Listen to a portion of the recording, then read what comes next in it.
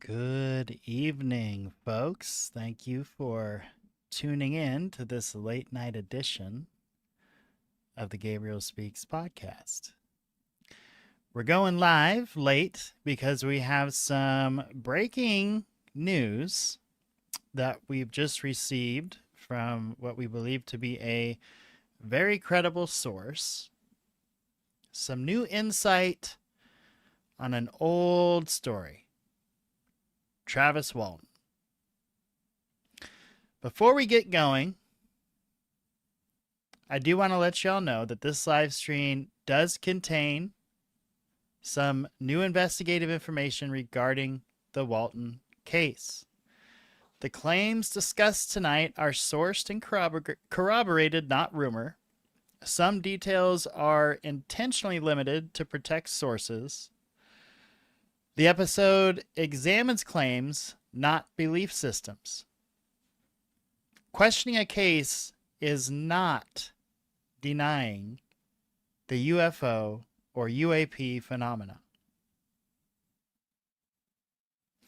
Travis Walton disappeared for 5 days in November 1975. The incident became one of the most famous alien abduction stories ever told. You might have heard of it. They made a movie called Fire in the Sky. Walton's story helped shape the UFO abduction narratives to come, media portrayals, and public perception for decades that followed. The central unanswered question is, where was Travis during those 5 days? Now, Walton claimed he was struck by a beam from a craft. He allegedly woke up aboard a non-human vessel. His co-workers reported seeing the event, and polygraphs were later cited as validation. The case was immortalized in the movie previously mentioned, Fire in the Sky. Now, old, new information directly challenges that accepted timeline. Some evidence suggests that Walton was actually not where he claimed to be. Those 5 missing days appear to involve a very terrestrial explanation. In fact, we may know exactly where Travis was during those 5 days. It could point to it on a map. This information has not publicly been disclosed before, and multiple independent confirmations support the conclusion. I do want to say that the UFO community historically protects legacy cases. Media repeated this story without full verification, and questioning Walton became taboo. Financial, reputational, and belief systems became entangled in this incident. No incentive existed to reinvestigate until now. Now, this does not invalidate all UFO encounters. It does not mean all witnesses are lying. This does not disprove UAPs or non-human intelligence. But it does mean some foundational stories out there could be flawed.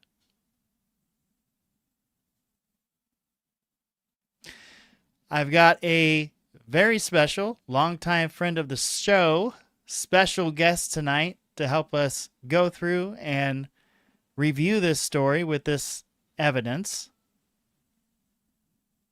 Mr. Hunter Ryan from Ryan is pointing at failure. It is fantastic to see you, sir. How you doing? Pretty good, dude. How you doing? Man, I'm doing great. I'm excited to review this case with you, man. Like, you sounded pretty I am stoked too. when you heard the information. Yeah, yeah. Oh yeah, I definitely was because I wasn't expecting it. Like I always said that the story that I've always said, about Travis Walton, I've never believed. Well, there was a time I did believe it, and then talking to um, the guy I was talking to, which I can say his name, and he's talked to he's been on some other podcasts with some of this information, but some of it hadn't got out. I guess people didn't see it or didn't care or what not. But I don't think that it was ever. It has never been given like we're gonna be given it.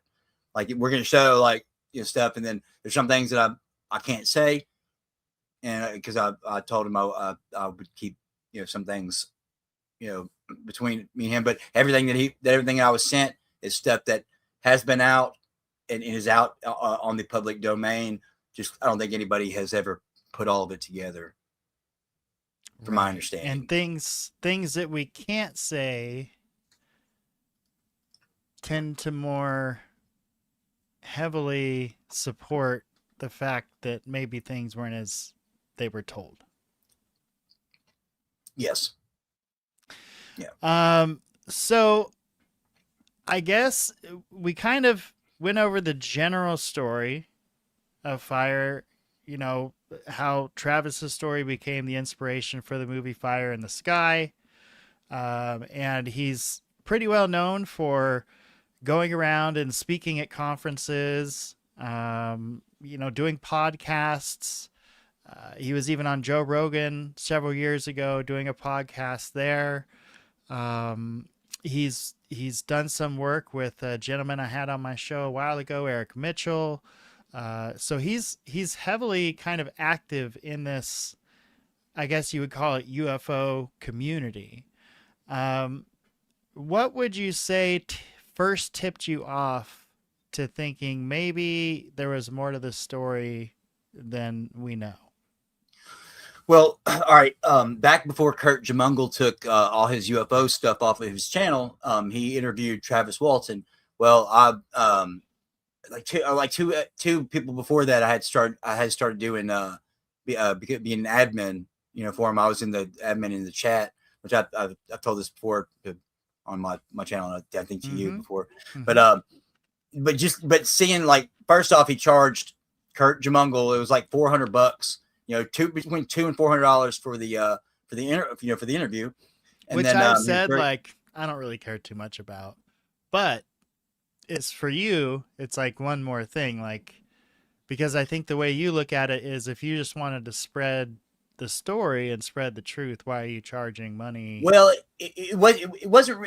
I don't mind the fact that he's telling that he's charging for his story, but it was how he conducted himself during this interview. He was not professional. He was taking phone calls. He was Okay. he was just so unprofessional, and then parts of his story were changing. He was like adding more to it. Oh, they were Mm. the he's telling more how it felt, and then the story has changed from the beginning. Like if you go back and you read, which I got all these in the PDF, where the very first story he ever told, and about where it was and where it happened at, is not where it happened. And we got pictures right here to show you. And this stuff is stuff that's out that I was told that I could put. But actually, I don't know if you've seen your ex Gabriel, but I just sent you that other Skyfire presentation thing right there. If you go look at that, Mm-hmm. that's where that shows where the tower and how it is. And if you bring that up, we'll go ahead and go through it and how this took place, because Absolutely. people don't realize exactly what happened, because it turns out that five of the guys in the truck they weren't in on it, and I'm gonna show you exactly how they pulled this off. So when you say five, so There explain were to seven us altogether. how it went. There's seven altogether in the truck.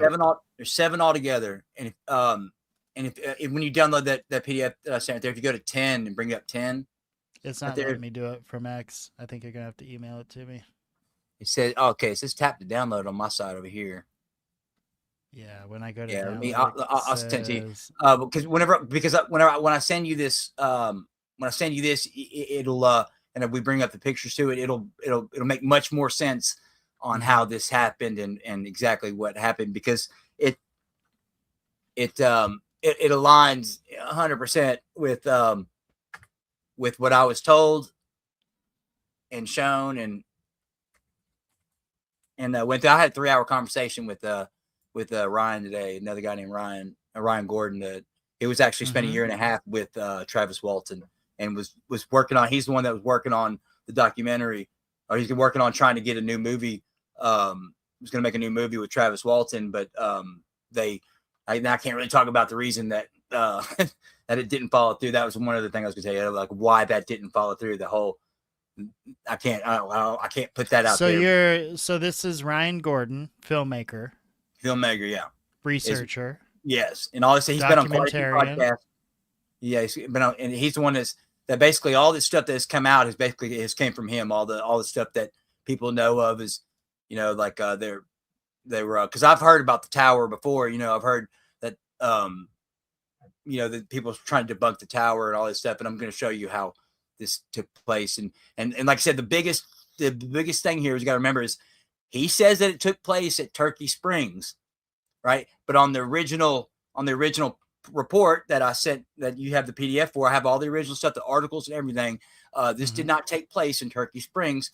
He had to change the location of it because if anybody drove out to where they said it was, they would see what the UFO was. And the 5 of the guys in the truck were young and new, like pretty much new to the crew. And this was orchestrated between Travis, Mike, and one of Travis's friends, who I don't know if I was really supposed to say that, but I mean, but actually was the one that where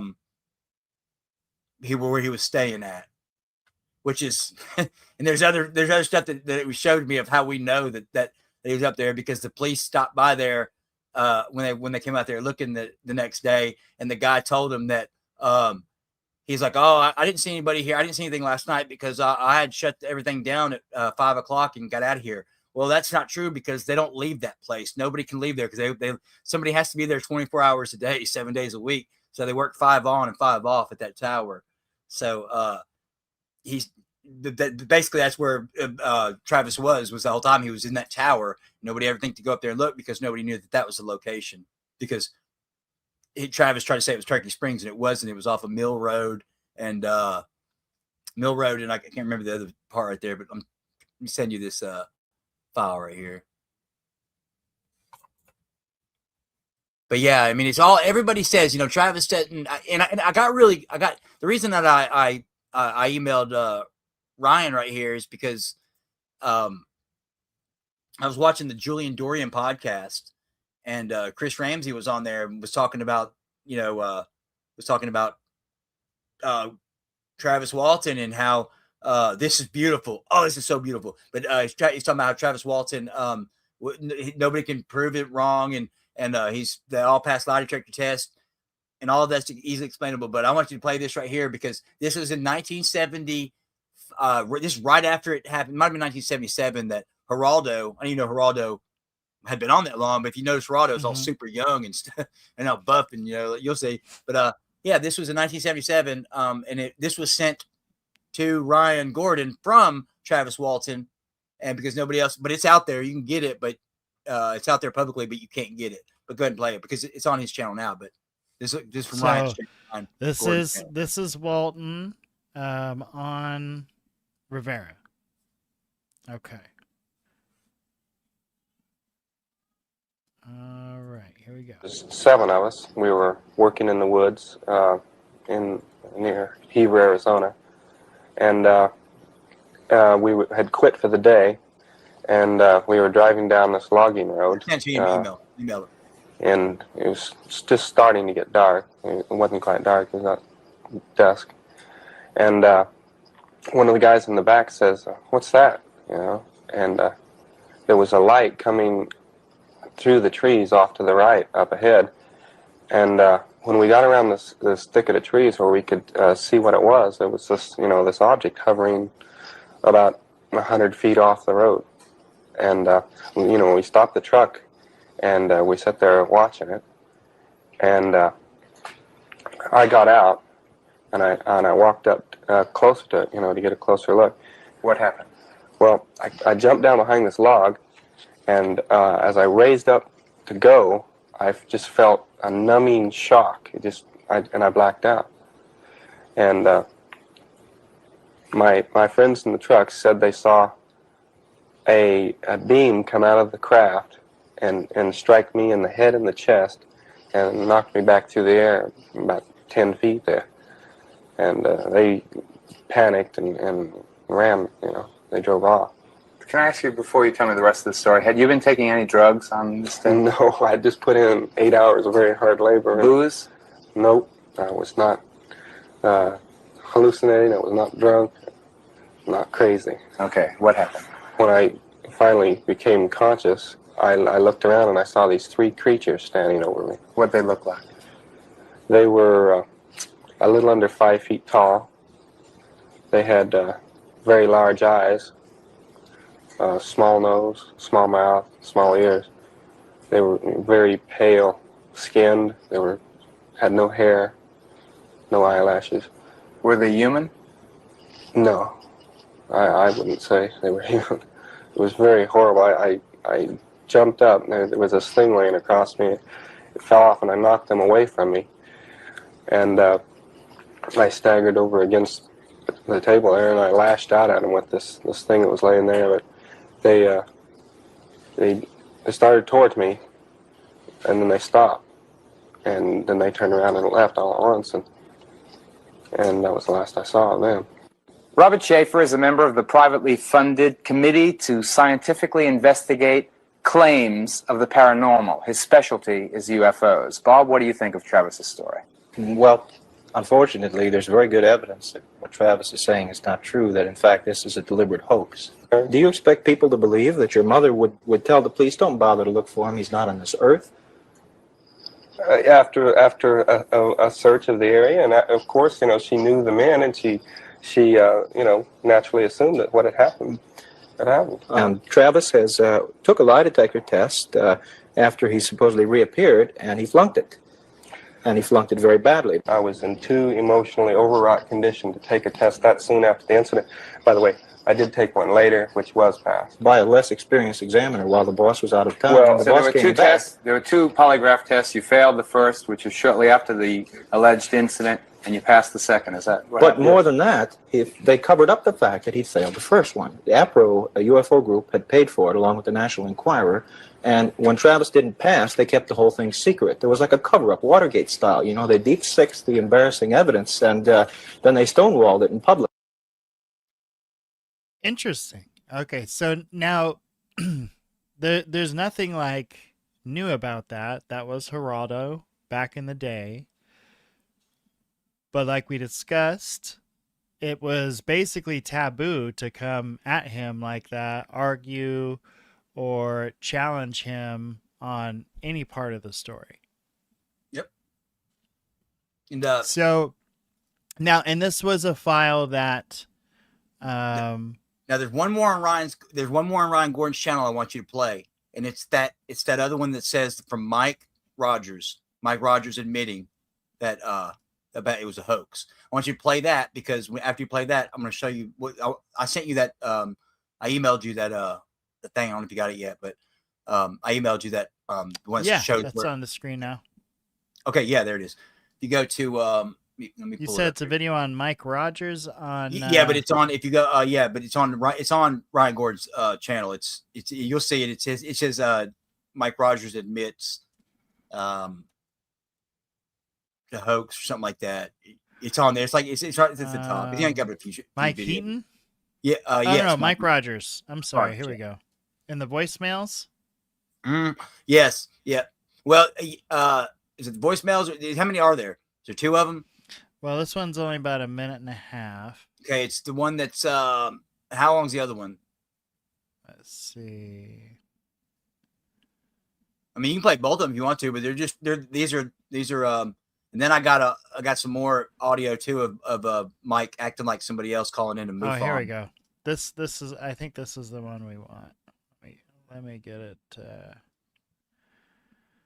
loaded up here. So, and again, this is all on Mr. Gordon's channel, part of the research that he's done on this, and we're going to get into this these PDF files.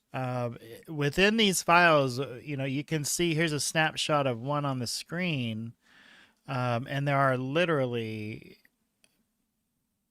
hundreds and hundreds of pages of information, news clippings, testimony, Doctors, sheriff hypnosis. office reports, hypnosis, journalism reports on doctors that worked with it. So there is a lot compiled here that we're gonna take a look at for sure. Okay, now this is a video again from Mr. Gordon's channel, and this is a voicemail from Mike H. Rogers to Ryan Gordon, recorded April 30th, 2021. Here we go. All I can remember, is that we were talking in the woods one day, Recorded with watch. Travis and I, and I remember leaving a chainsaw on the stump. Okay, he had a saw, but he took his with him because we were talking about creating a UFO hoax. Okay. Yeah. I don't know how the UFO got there. Okay. But I remember that when I was driving the truck and he jumped out, it was all deliberate. It was all a staged thing. Okay. Yeah. And he ran up there, and there was something about the UFO not being real, although it looked real. Well, basically, so and of course, what you're saying is, you and Travis together hoaxed this. yeah. I mean, Travis's brother Dwayne helped him. I believe that. Philip Plath actually suspected that Dwayne was part of it. Yeah. I mean, he was his protector, and he was saying weird things on that Fred Sylvanus interview. I have nothing. I don't fear at all for his life. I know where he's at. I know that was blah, really blah, blah, that was really bizarre. And I thought all along that he was just trying to how would you say it? Make himself believe that his brother was okay. Yeah, that's what you had told me. Yeah. I don't know. I mean, if let's say today you could walk me through the entire thing of how and why and blah blah blah, how the process would work. Just so you're aware, how the process would work is, I would let's put. Go out for the site, and let's have dinner and all that stuff, because I definitely need Well, to we talk about can this. have dinner at that. If we're going to go out to the site, we can just have dinner at that Casa Ramos right there. Yeah, that's right. I don't know if it's And good. then have another one down the way, because that one is closed sometimes. There's another one down the way. Alberto's. Alberto's, yeah. Yeah, Alberto's is good. I've been there. Go down to But Sizzler, grab that's some like grub. you're supposed to eat outside or take it with you. Yeah, I'm not sure if I they don't know have about indoor dining because of COVID. I'm not really sure. I looked in there and they have indoor dining. They have indoor tables and stuff, but for some reason they don't use them. Maybe We it might be a went by there and COVID stopped thing. there first. We went by there and stopped there first, and they just had a window where you could order at, Yeah, well, all Alberto's have that. That's part of their business. Yeah. Anyway, the other place, it's actually where we ate, though. The Casa Ramos? Oh, okay. Yeah. Do you know who painted that big mural? That's new. By the phone booth. I have no idea. In fact, my friend Richard here just about 2 hours ago texted me, okay? Yeah. Me a picture of that, but I don't, yeah. Within the last couple of months. Painted it. I don't know. I have no idea. Yeah. I'll tell you this, it isn't very good. Well, it's nothing like, I used to paint signs. Yeah. That was very his poor artistry. Okay. yeah. Well, let's continue to talk more. The guy has that beam like 3 or 4 feet wide, and, Yeah. and the way he painted Travis is really crappy too. It's really not very good at all. Somebody I got looked paid. at. I sit there and looked at it, and I thought, what the hell? Well, I need to let you go, Mike. I'm just sitting here in my truck. Yeah. Well, yeah. Well, if you get back up here, just let me know, and I'll get back up. But even if So sounds like basically he's saying, I mean, towards the beginning there, that Travis confessed to him Well, no, that they were talking about committing a UFO hoax. yeah. Okay. And then in the interview prior to that on Geraldo, the person that was not interviewing, but researching the case mentioned to Travis that when Travis had first gone missing, his mother had said that, oh, we think he was abducted by aliens. Well, no, his mother said that she wasn't worried. She wasn't worried that to not look for Travis because he wasn't on this world, and that usually the aliens are nice and they always bring back the people, so she wasn't worried about it, and then kind of laughed about it. And that's in those articles too that was in the thing. So the police go to Travis's mom.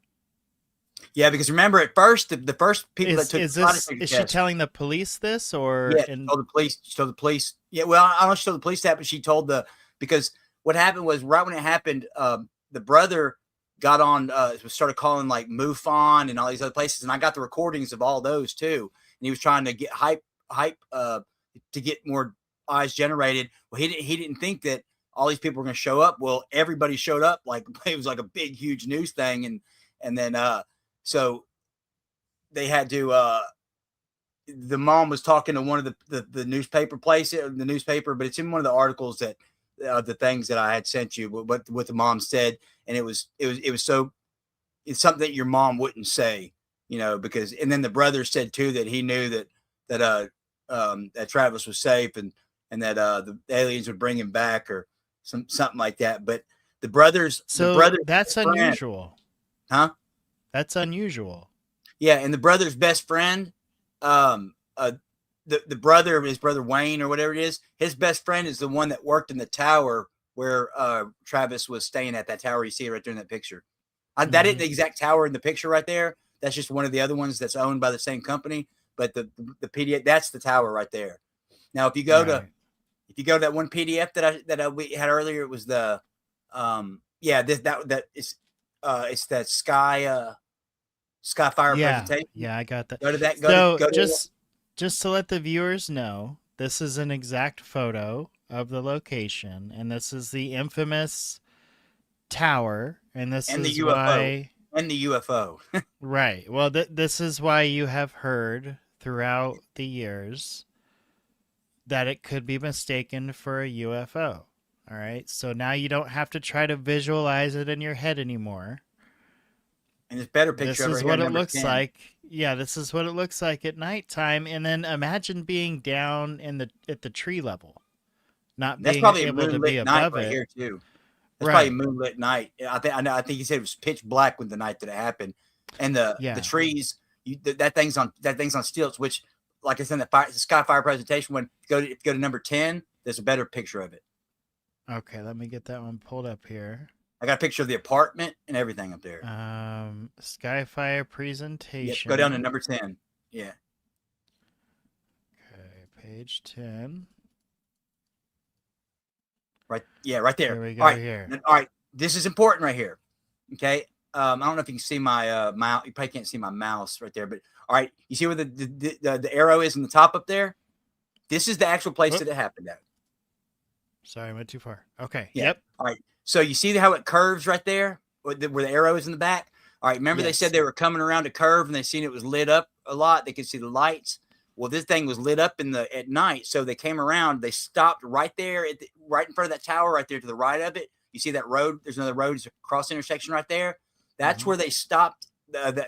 Mike stopped a little bit before that, or a little bit before that, and Travis got out and ran up to the up to the like where the tower is right here, ran up closer to it. Well, the guy that knew about it, that worked in the tower, they have a light system that they use to because all these have to be in line of sight of other towers. So they use lights to back in those days in the 70s, they used Morse code to keep fire watch. And and they have different color lights. So they use, they have blue filters, red filters, green filters, and they shined a light down on Travis. Well, when they shined the light down on Travis, his brother just started screaming and took off. Well, the other guys in the back didn't know about this, and they got scared and were like freaking out because their boss, the guy that tells them what to do, that signs their paycheck, is flipping out, and he's driving really fast and stuff. Well, he got up the road. Well, if you remember in the story, Mike is the only one that came back, Mike is the only one that came back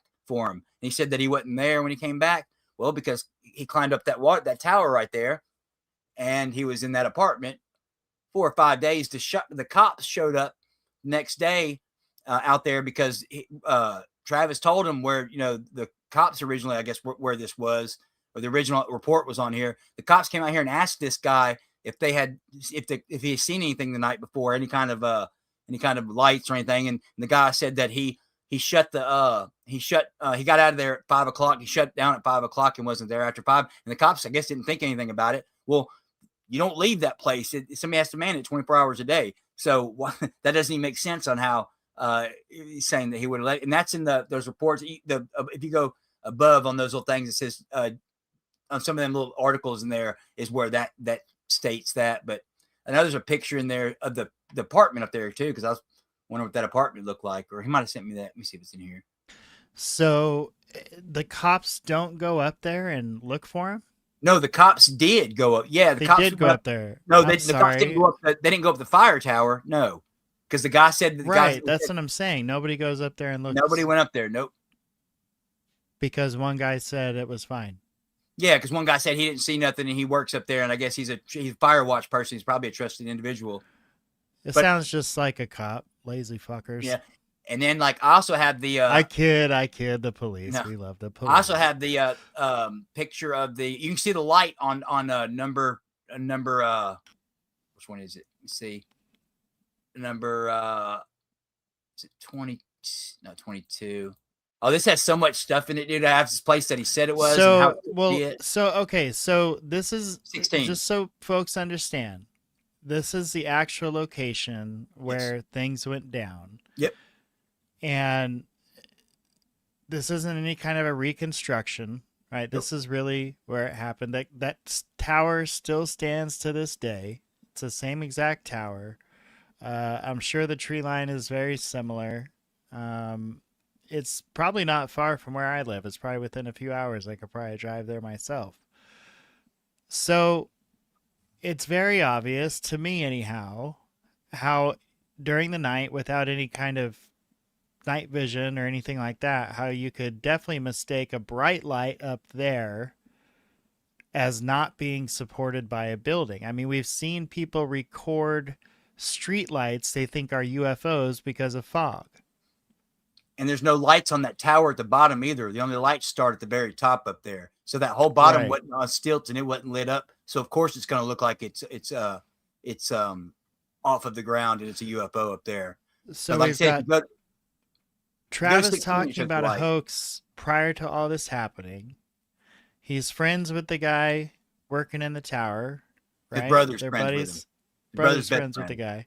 His brother and his mom both said when Travis was gone missing, not to worry about it. He's fine. He's with our space brothers and sisters, essentially. Yep. But then Travis comes back and he's got PTSD and they've done all these terrible things to him. So he wasn't fine. Well, he was, I guess he was acting. I mean, what it was all based on was that the money. It was the National Enquirer was paying $1 million for any evidence of aliens or an abduction. Well, money. 2 weeks before this is whenever the Barney and Betty Hill movie premiered, or the Benny and Barney Hill story, and that's where he got the idea from it. This right here is there's is that the Which one is So that? this is the newspaper articles, and just so folks know, these first few stories were published while Travis was still missing. Travis, his brother, and his mom were said to have been interested in UFOs for a number of years. So you see here, this is while Travis is still missing. This story to the left says sheriff seeks man hit by ray of light. And this is by the AP. The Navajo County Sheriff's Office said yesterday it was investigating the disappearance of a snowflake man who purportedly was struck by a ray of bluish light from a hovering object, unquote. Sheriff Martin Gillespie said lie detector tests will be given to 6 men who reported the disappearance of Travis Walton, 22, Wednesday evening. The men, who were not identified, told the sheriff's office that Walton disappeared from the Turkey Springs area in the Site Graves Apache Forest near here after they had trimmed some trees. Walton left a truck that all 7 were riding in and ran after a lighted object hovering after the road. Hovering near the road, the men said. They claimed he was struck by a ray of light from the object, and they then left the area only to return minutes later and find no trace of him. The sheriff's office said a search of the area Thursday found no trace of Walton or the object. The 6 men, all from Snowflake, will be tested by a polygraph expert early next week, Gillespie said. Also, Travis didn't show up for a couple of the lie detector tests. The first lie detector test he was supposed to take, he didn't make it. Right. Now, this is referring to this because at this point, the sheriff's thinking, I think these guys murdered this dude, right? Yep. They didn't think that was going to happen either. Right. And another interesting thing is they say they searched the area, but they didn't walk, a couple flights up just to confirm he wasn't up in that nest up there, which is really just give me a break. Okay, so they give the lie detector test. Lie test given, 6 in ray of light case. 6 men began undergoing lie detector tests yesterday on their story that a companion disappeared last week when he was struck by a ray of light from an unidentified flying object. The tests, which the men submitted to voluntarily, were expected to last into the night, and Navajo County Sheriff Marilyn Gillespie said he didn't expect the results until today at the earliest. Blah, blah, blah. The missing man, Travis, 22, of Snowflake, lived alone and had been interested for a number of years in UFOs, as are his mother and older brother, Gillespie said. So that's interesting that they would mention that while he's missing. But they did, I guess it's not that crazy because they do mention a ray of light. And I guess they assume, it was a ray of light. He went tracing after it. And now he's gone. A search on foot, horseback, and helicopter was mounted for Walton after he was reported missing last Wednesday evening. But the sheriff's department said it turned up no trace of him. According to the 6 men, he was with Walton, walked from a truck toward a lighted object in a forested area, and was struck by a ray of bluish light. The purported incident occurred in the Turkey Springs area, about 12 miles south of Heber. See, that's not true. Blah. What's that? That wasn't. That's whenever. Okay, so obviously he didn't tell the sheriff exactly where it was, but I know that they ended up talking to the guy in the tower and asking him. But Travis told them, or Mike told them that it was they're working in the Turkey Springs area, because if they would have drove out there and knew that was the spot where it was at, because it's only like 8 miles from the spot that actually happened. Yeah, it's like 8 miles. 8 miles. And so what part was I at right there? I mean, you said you were saying, what'd you ask again? Well, so essentially you were saying that the purported incident occurred in the Turkey Springs area about 12 miles south of Heber after Walton and the other men had finished trimming trees. You're saying it was closer than that? Yeah. Oh, yeah. Okay. I got the map. I sent you the stuff of the map where it's at. I know it's on Mill Road and where it actually happened at. But Travis did mess up on that the one of these articles I sent you on that showed you on that thing where it said it happened 10.5 miles from whatever. He messed Right. up and said on one of the things I got, it messes up and says the real spot, but they had to quickly change it and say it was a Turkey Springs area, because if they would have knew exactly what it was. But Ryan Gordon actually drove out to the spot, was coming back, was going back another way, and when he seen the tower, and saw it was getting dark, and he said he thought it was a UFO at first whenever he saw it, and then he drove up to it and saw what it was and was like, holy shit. Now tell me why this distance thing matters. Why does it matter that we get the distance right? Because, well, it's not. It's just because Travis.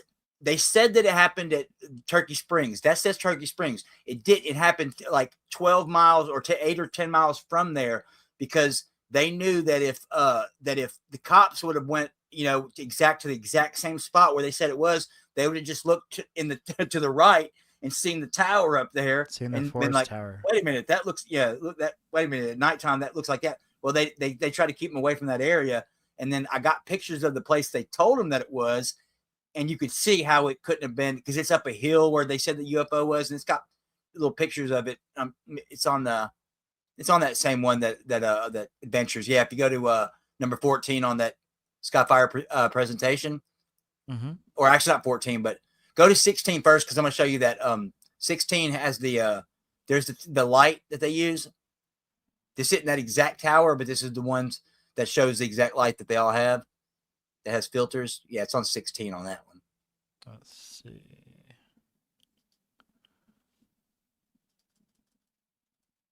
Right there. This one here? Yep, Okay. There's a spotlight. That's one of the towers right there. But that's not the exact tower, but that's one of the towers. Okay, if you go down to, all right, this is if you go down one more, this is what it looks like from above, that tower. And it shows you where the truck was stopped. It shows you where the truck stopped. Beam of light hits Travis. It shows you where that took place. Gentry Lookout Tower. And it shows you the thing. Yeah, right there. Well, there So you this go. is the I mean, actual, that's the spot. And this is work that Ryan did here? Yes. It's great stuff. Yep. If you go, it's amazing how if you just take some time, and make it. It probably took him maybe 20 minutes to slap this together, but it's so helpful. And also, in the next one down is excerpts from Travis's book. If you go read Travis's book, read those right there. It says the framework of a metal covered in glass. It was lit from the inside, kind of a glow coming out of it. You could see window frames in the middle of it. That's from the book. The matte gray of the metal wall. But look at it. See the metal. Yes, it's an excerpt. But why would he describe the shack? Well, he wasn't describing the shack. He was just describing what he thought the UFO would look like. He made it sound like that was a UFO. Right. But of course it was because the other people that were in the truck, could see it too, and they would have said almost the same thing because it was lit up in the inside and all that. And I guess he was trying to stick with. But the next one down is where the fake place they says it happened. And if you look at that, okay, this is what Travis told.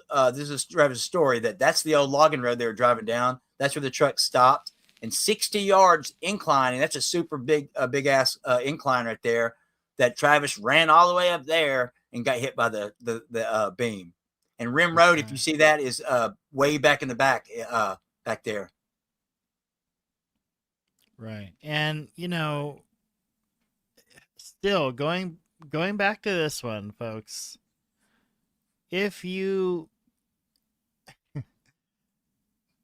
see the tower, so you see where the truck stopped.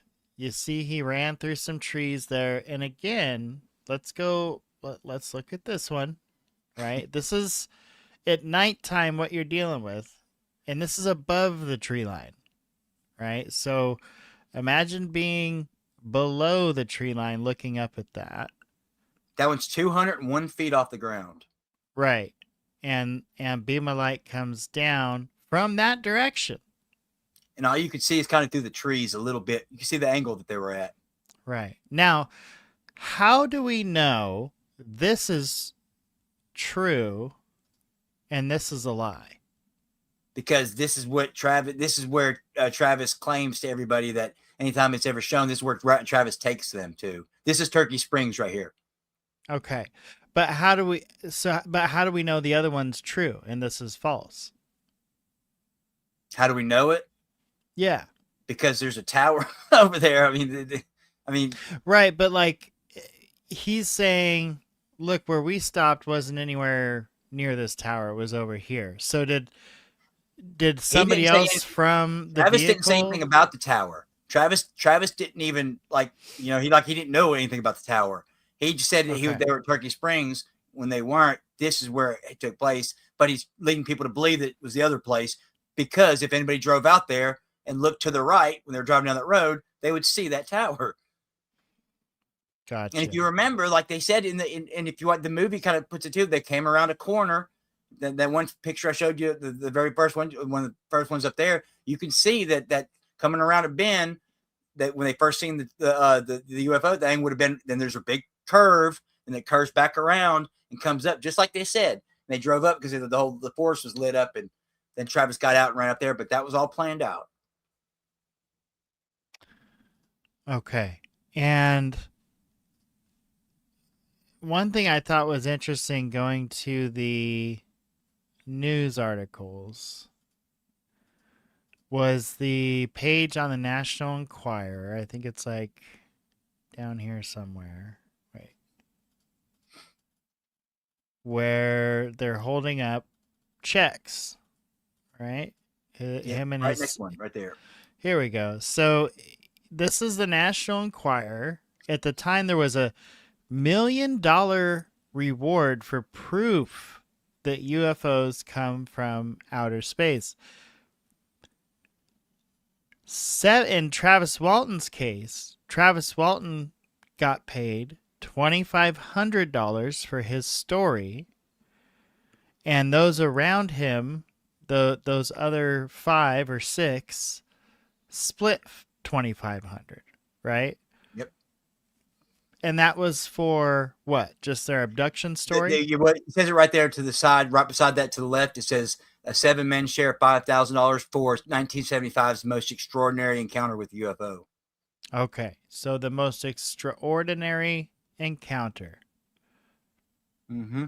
Okay, and you had mentioned something about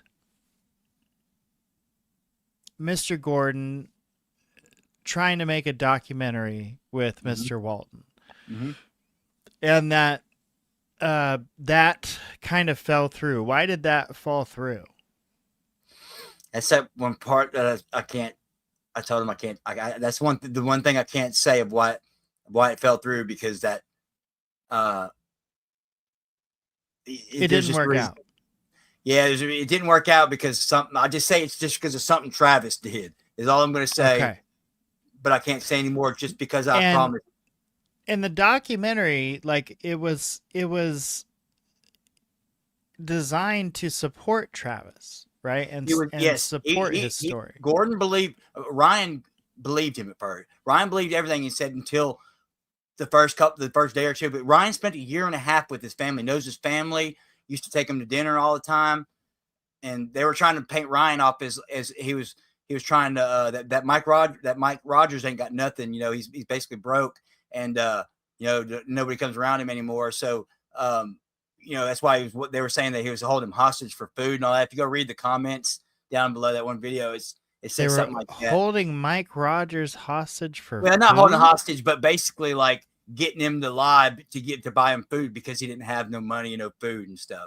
So that's what they're trying to say Ryan was doing. And that's why they were trying to say that you can't believe Mike Rogers because Mike would say anything because he was broke and didn't have no money and just wanted something to eat.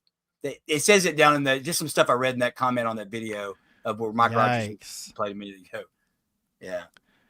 Okay, so this is also from Mr. Gordon's page. I thought this looked pretty interesting. Let's see here.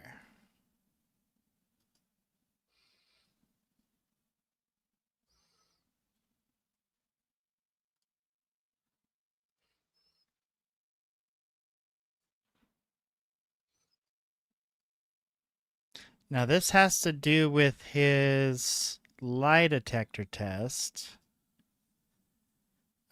So we all hear like they passed the lie detector test. They passed the lie detector test.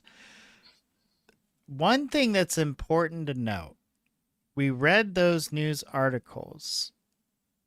At that time, you're a sheriff. There's 6 guys telling you one of their guys is from their work crew is missing, and a blue beam they think abducted him. You go out there, you can't find the body, you can't find him anywhere. He's completely missing. So your first thought as a sheriff, is it going to be that a blue beam disappeared this guy into thin air, or is it going to be these guys must have had a disagreement? One of them, or all of them, or some of them, murdered Travis, and they're all covering for it. So when they sit down for that lie detector, what kinds of questions are they going to be asking? It definitely wasn't nothing about UFOs. It was just about the murder. Right. That's why they And passed. do you know if we have a copy of the questions they asked anywhere? Yes, If yes, that's they're ever in there. surfaced? Okay. Yes, So yes, we'll have to they're in look here, at they're in that. the separate thing. I'll Okay. find. Let me see. And- I'll look through here and find them real quick. And those have to do with the murder, right? So since they didn't murder Travis, only one of them really knows what's really going on. The other 5 have no clue. They're just freaked out. And nobody murdered him. So yes, they passed the polygraph test, but there was no questions about a UFO abducting them in They that were asked 4 or polygraph 5 test. questions. I know that. Right. And Travis, trying to get his $1 million from the National Enquirer, failed his polygraph test. Is that right? That's correct. Okay. Now, this is apparently some film of him getting some pushback about said failure. Surprise, but you know we have surprises, my friend. That's one of the things we're good at. Let's continue. You've answered 14 truthful. If you answer the next question truthfully, it's $100,000. Now, regardless of what happens, you have $25,000 for your time here. I thank you again for sharing your story with us. This is a $100,000 moment of truth, and that's not going to be an easy softball of a question. If you decide to stop right now, then it's left for our audience to make the decision based on what they know of you, Travis, if your story is true or not. If you want to stop now, I certainly would understand. If you'd like to answer this question, I'll be happy to indulge you. What do you think here, guys? I think you should do it. Even if it should come up and the answer be something you don't expect it to be. It's scary. I mean, he's putting his reputation on the line, you know. But his story has been the same, and if it comes down to this is his time. I think you should do it. Dana? I think you should do it. Celeste? Yes. Okay.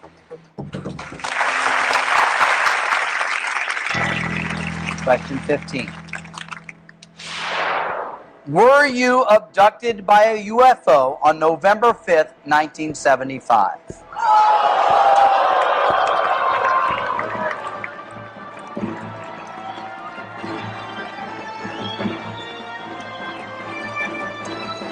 The moment of truth will continue. Do you think someone you know has been less than honest with you? Get the truth by playing the Moment of Truth Challenge. Text truth to 33088 and you'll get a call back with details on how to play.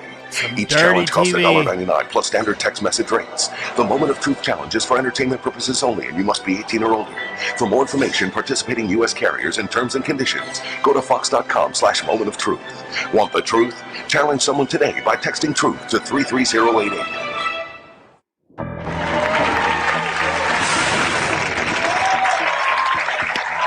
This is the moment of truth. What happened on November 5th, 1975? Well, Travis Walton has told us a detailed account. You can read his book. What is the title of the book? Fire in the Sky. Fire in the Sky. Also a movie based on his story, and basically he says he was driving with 6 crew members from a day of work where they saw flying saucer, and he jumped out of the truck. And the next thing was witnessed by Ken and others that a beam of energy or light hit you, and you believe that you were abducted. And Ken believes that you were abducted by aliens for that period of time. So we asked that question. This is some, by the way, cold-blooded TV, son. This is some great shit. Yes. Question 15 is simply this. Were you abducted by a UFO on November 5th, 1975?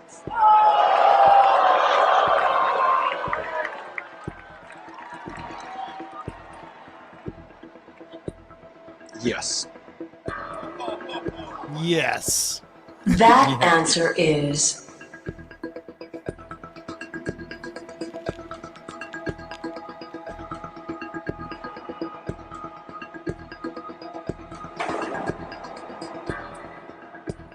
false.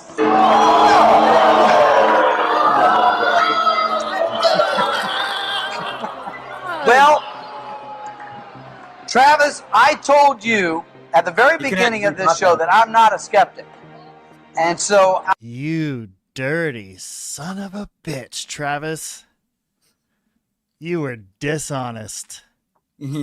So that's a I imagine they explain some scientific way of how they do that, but we do have to acknowledge lie detectors are not admissible in court for a reason.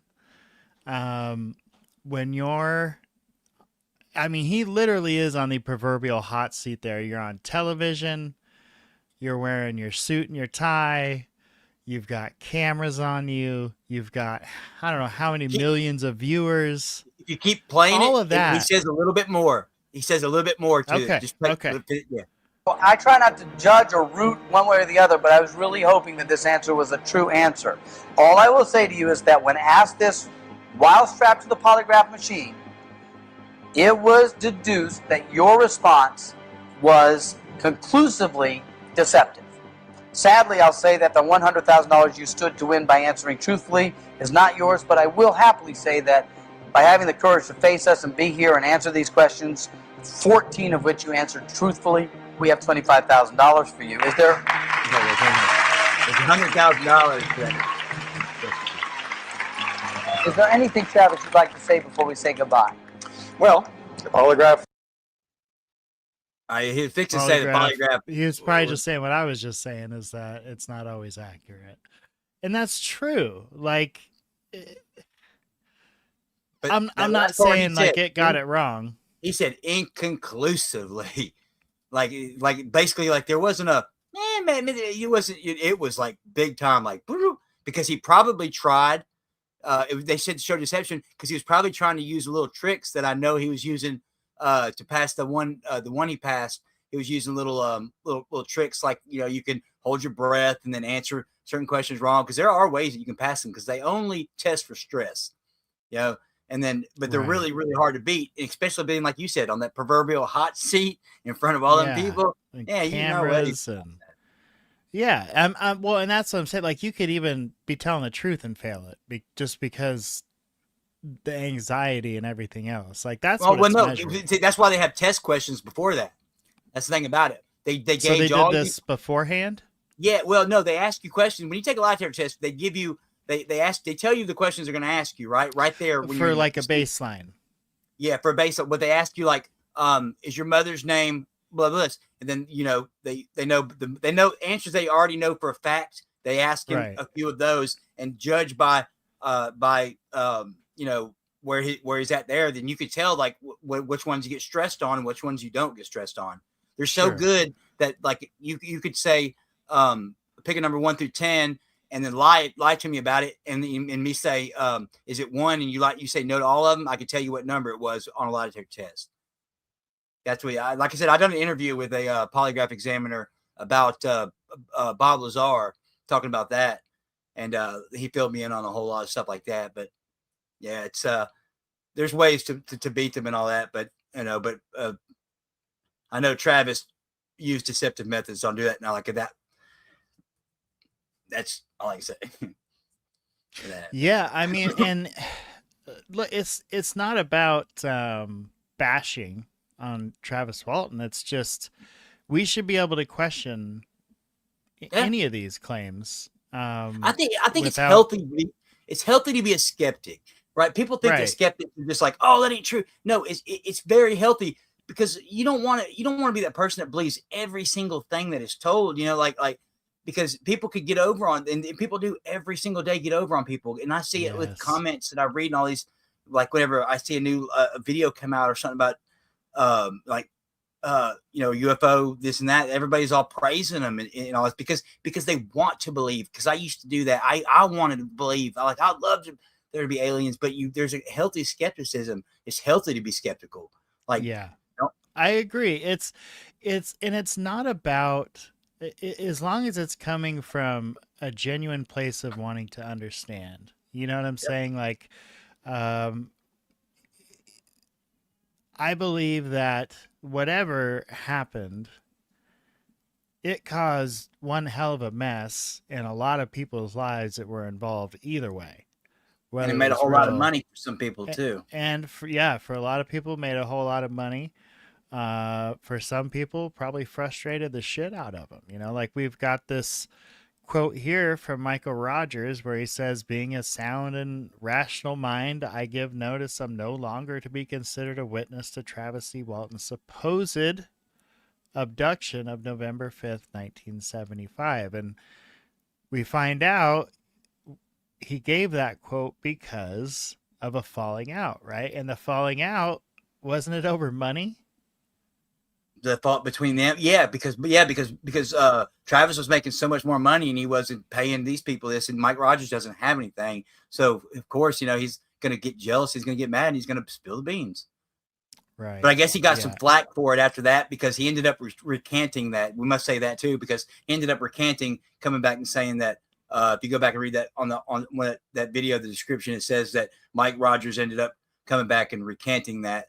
But this statement here. Yeah. Okay. Well, too late. Yeah, too late. Exactly. That's how I look at that. You made that statement for a very clear reason. And if he recanted it, I would imagine maybe somebody cut him a check. I don't know. Okay. So being critical, to me, part of that is giving time to both sides. So we're going to come back to this news PDF and to this abduction PDF because there's a lot of shit in there. Before we do that, though, we're going to play, unless we get a copyright warning, we're going to play this. It's a 14-minute interview where it's Walton on Rogan, essentially just a summary of his story, right? So we'll give him a moment on here. Travis Walton's story of what happened. This was 4 years ago, so he's had plenty of time to reflect and think about what he's going to go on this show where he knows millions and millions of listeners and watchers will consume this content. So I'm sure he put a lot of thought into what he was going to say. Okay, so here we go, folks. This is about 14 minutes. Comment section is open. And we will be back on screen as soon as this interview is over. Let's take it back to the day that this happened. You're 22, you're logging, you're in the woods. Tell me what happened.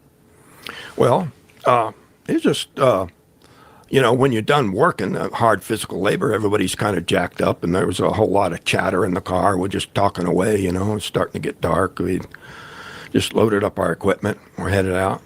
And I looked up ahead, and I saw this kind of glow coming through the trees.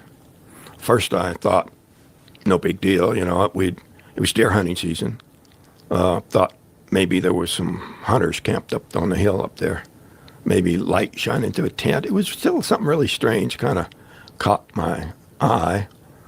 And one by one, the other guys in the crew started looking, but nobody said, "Oh my God, what's that?" or anything like that. It was just kind of an idle curiosity at first.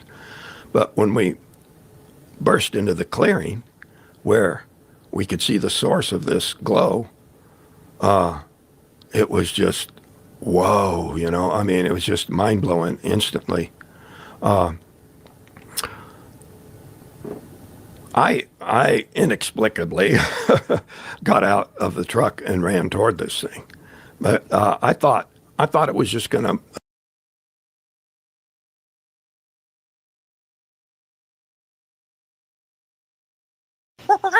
The Joe Rogan. And one by one, the other guys in the crew started looking, but nobody said, "Oh my God, what's that?" or anything like that. It was just kind of an idle curiosity at first. But when we burst into the clearing where we could see the source of this glow, it was just, whoa, you know, I mean, it was just mind-blowing instantly. I inexplicably got out of the truck and ran toward this thing, but I thought it was just going to take off, be gone in a flash. And so, when you say in the clearing, so are you driving on a dirt road? Yeah, it's a dirt road. Trees are real thick. This was a part of the contract we hadn't cut in yet, so trees were a lot thicker there, except for this clearing, and we weren't the only ones that saw it. We found out later. Sheriff had on file people who were in the area that saw it, you know, hunters and fishermen over there at Black Canyon Lake. And the movement that they described was what the crew described when it left. And of course, I didn't see that, but what did they describe? They described this glow rising up and streaking off, I believe they said, toward the northeast. And there were some people that probably don't want to be public about it, but there was one guy who was just deer hunting, and he worked in military intelligence, and he stuck by what he and his wife saw. They were both together. And another guy that was at Black Canyon Lake, I won't mention any of those guys' names unless they chose to, but found out later that there was more official investigation that nobody talked about at the time. Immediately, though, this was all nonsense, and these guys murdered him, and even my oldest brother, he didn't believe me. He thought they had killed me. What we were doing with the brush that we cut was piling it up. There were piles that were in the clearing so that the Forest Service could burn these piles, you know, when the conditions were right, where it wouldn't spread, you know. Wet conditions otherwise, but burning up this excess material to reduce the fire danger in the woods. And my oldest brother was tearing those piles apart. He was certain that my body was under there. And there were some pretty testy confrontations between him and my brother. And I think even my other brother, Dwayne, he initially took that approach, but he quickly became sure that they were telling the truth. Now, what do you remember when you were going through your mind and you're trying? I mean, this is a story you've told so many times, and this is a story that's been turned into a film, which it's got to be very surreal. But when you look into your memories and you try to go back to that day. Well, I don't try. It's something I try to block out, but it's unforgettable. And there's... what do you remember seeing when you ran into the clearing? Well, the whole clearing was lit up with this weird glow. It's really hard to for any artist or movie to try to duplicate the strange glow there was there. Made everything look really, really pretty eerie, you know. And did it have a color to it? It was kind of a golden color. but with a kind of a softness to it it wasn't like beams of light shooting out. It was just this haze of light. And did it seem to come from a specific part of the craft, or? Most of the surface seemed to be glowing. There were darker areas that didn't give off light, but it was the parts that weren't glowing. It wasn't so hard, bright that you couldn't look at it, but it had a metallic look to it. So what did the craft itself look like? It was a classic disc-shaped craft. The years later, there was a report. I can never remember names, but this guy was saying that he worked at Area 51, and they had something in there. He worked with the Tester Model Corporation to create a model of what he was describing, and that's actually the closest of any of the other descriptions I've seen. But I don't think these things have just one type of craft. I think there's many different shapes. What makes you think that? Well, personal experience. I try not to emphasize these other incidents, but I've seen the glowing sphere. I've seen the giant black triangle.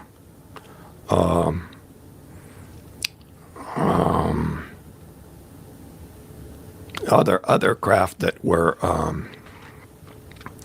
a ball of light that you couldn't penetrate the light with your eyes, but now this is after this experience. I think the reason my brother Dwayne was persuaded more quickly than my brother Don was that he saw a craft in those woods. Well, it's probably 10 miles from there while deer hunting. And it was kind of tic-tac shaped, and that's something that's been observed by, in military reports recently. Yeah. So you see this thing, this disc-shaped craft, Yeah. and then what happens? It started to move and started to get louder. Louder. Yeah. It was, the guys in the truck heard it too. There was a low thunderous kind of a rumble that you actually sort of felt more than heard. And then there were other high-pitched frequencies. I was talking to a group of students from technical college, and they were really interested in what the sound was like to try to, compare that with theories that they had concerning what might be their propulsion. But the increase in volume, it suddenly got louder as it started to move. And, at the same time, the guys in the truck were screaming, "Get away from there, let's go, get back in the truck, let's go." And, which would have been the smart thing to do. But as soon as it moved, it startled me, and I just ducked for cover.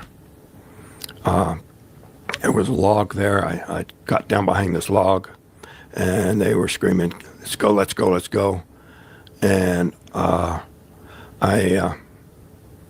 didn't need to be told. I was just going to, stand up and run away. But see, when I jumped for cover, I went down and forward to reach where the log would hide me. And that brought me closer to it. So when I stood up, at that point, that was the closest I was to the object. How close? It was still like 8 or 10 feet away, from the surface of it. But that was when the energy discharge happened. I've worked on a number of theories about what might have happened. At the time, some of the other guys on the truck were thinking, immediately Steve said, "It got him," like, if you shot a deer, you got it, you know. Right. And so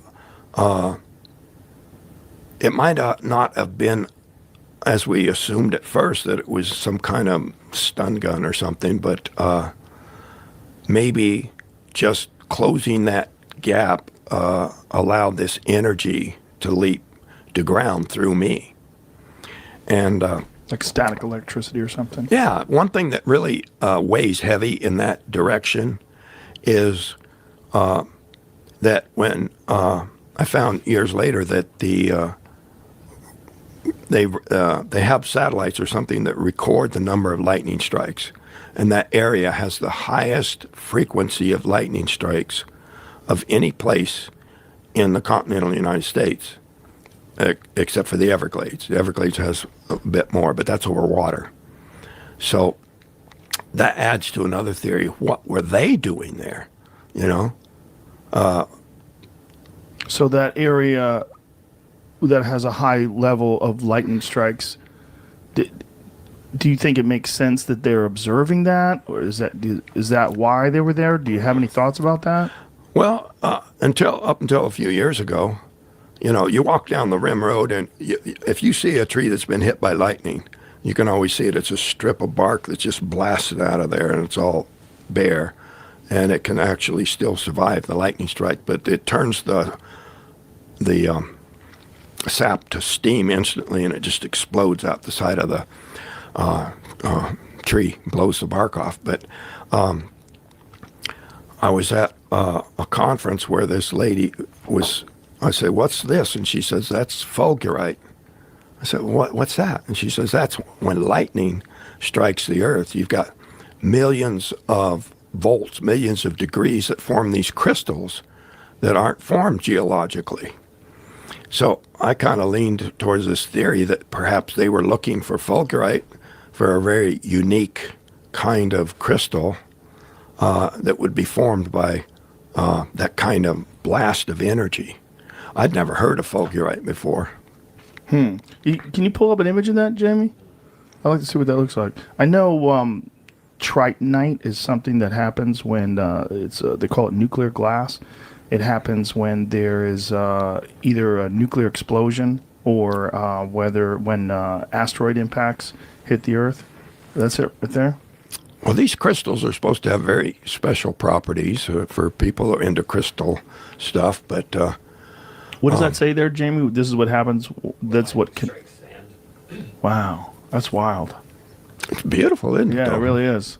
That's pretty wild. So it might be that they were looking for that. Well, who knows? It may be something that they use for energy. What is that? That's really when lightning struck Santa created that thing? That's wild. That is wild. Look at that. It looks like a tree coming out of the sand. I'm guessing that was wet sand. Yeah. But, yeah, well, it's right next to the beach. It must be wet. That is crazy. That's really wild, man.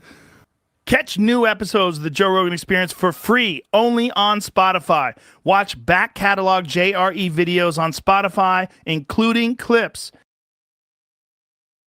All right. Well, maybe that's why he lets me run his videos, because I do usually let him get the promo in there. Do what? I do usually let him get the promo in there and, give him credit. Yeah. So who knows? But at any rate, so that's the Walton story. He's not a very fast storyteller, so it took him, 14 minutes. What might take the rest of us about 5 minutes to say. Is it not just me to say that the whole time he told the story, he just didn't look like he was want to be there, and Joe didn't look like he was it's kind of short with him, and just the way he wouldn't look at it, like Travis wasn't looking at him, he kept looking the other way with telling the story, like it's right here, like he just like he looked like he was like nervous, like oh shit, is this guy gonna out me or Well, I think there is like if you're interviewing someone like that, like they come and like you're already thinking in your mind, you're worried about if the story's true, you're concerned about the person, and like you don't want to trigger anything, you don't want to you know, you just want it to be a good interview. You have the biggest podcast on fucking television or on the internet. So like, how's it for you? Like, how do you feel when you do it? Yeah, I don't know, man. I just know like it would be hard. Well, you were there when Kurt Jamungal, well, he's taken all of his UFO podcasts down, but you were one of his moderators when Travis Walton was actually on the show, right? Yeah, correct. And then Yeah, what that was kind of your take then as well, right? That he was not very involved. Oh yeah. He was so unprofessional. Like just was actually he missed the very first interview after scheduling it after Kurt paid him the money, and then so they had to reschedule it, and then he tried to dip out of that one too, but Kurt was like, oh no, man, I got too many people that are expecting this, and I've been promoting it now for a week. I paid all this money. No, you have to do it. Basically, like I almost made him do it, and Travis did. But you could tell Travis wasn't happy. His phone was going off the whole time, and yeah, it was. I can't believe Kurt took that down because that had a ton of views on it, man. He took all his UFO stuff down. I can't believe that. I can though, because like he wants to focus on serious scientific study. And, you know, if you think like a certain topic is going to detract from what you're really passionate about, cut it out. I like that shirt too, by the way. I just saw that. Was it Deftones? Yeah, I play Deftones a lot, dude. Oh, I love Deftones. You can't listen to it too much though, because then you just get depressed. But yeah, I just did a drum cover. I just did a drum cover of My Own Summer on YouTube. Hell yeah, dude. Yeah, I love Deftones, man. They're the best. Oh yeah. I've seen them live when I was a lot younger, 5 separate times. Damn. So, I see Slipknot that many times. I never seen Deftones. I like to see Deftones. Oh, dude, they're like their music. They're one of those bands that like they just sound better live. They sound like a totally different band. Yeah. When you go and see them live, yeah, way cool. Okay, so going through this is again, folks. This file we're looking at here. This is Mr. Gordon's blood, sweat, and tears. All right. This is hours and hours and hours of research and compilation, all associated with the Travis Walton story. You know, the newspaper article file alone has 20 pages. The abduction article alone file, we're looking at 346 pages of research, statements, reports, you know, just all kinds of information. And all of it is about this Travis Walton case. And all this was compiled because Ryan wanted to make a documentary trying to support Travis's story. But guess what never got made? Was a documentary. Yeah. Found Travis's story. Okay, I found Travis's lie detector test questions. For the television show, or I'm not sure what this one says. No, 16th of November, 1975. So it must have been the one for now. Okay, it says on the 15th of November. Let me pull it down here in the other screen here. Hold on a second so I can see it better. It says on November 15th, Travis C. Walton was given a polygraph examination for the National Enquirer at the request of Mr. Paul Jenkins. Reference Walton's recent UFO experience. The examination commenced at 14:25 and was concluded at 16:15 hours. during the examination, he showed gross deception on the charts as he answered the following relevant questions as indicated. Were you actually taken aboard a spacecraft near Hober on November 5th? He said yes. Were you actually in a spacecraft from November 5th to the 10th of November? He said yes. Have you lied to Dr. Harder about being in a spacecraft? He said no. Have you acted in conclusion with others to perpetrate a UFO hoax? He said no. Did you lie to any of the Sheriff Gillespie's questions concerning your disappearance? He said no. Were you hiding somewhere in Arizona during your disappearance? He said no. Have you been advised by anyone to lie on this examination? He said no. Below it, it says, all right, it says, his reactions on the control test were normal. Those are just the test or the control questions. He appeared to be lucid and prior to the test stated that he understood each of the questions to be asked and that he could answer each with a yes or a no. It was obvious during the examination that he was deliberately attempting to distort his respiratory pattern. He's holding his breath. Based on his reactions on all charts, it is the opinion of the examiner that Walton, in concert with others, is attempting to perpetrate a UFO hoax, and that he has not been on any spacecraft. Wow. So, and that was the final determination made by who? That was by the polygraph examiner, Mr. William, or was it? I think it's.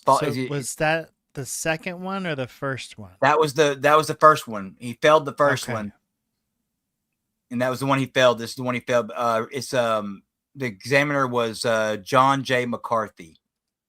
Okay, so he gets back after his 5 days gone. They get him situated and kind of calmed down or whatever. They say, hey, we want to do a polygraph because we want to know what happened, what you can remember or whatever.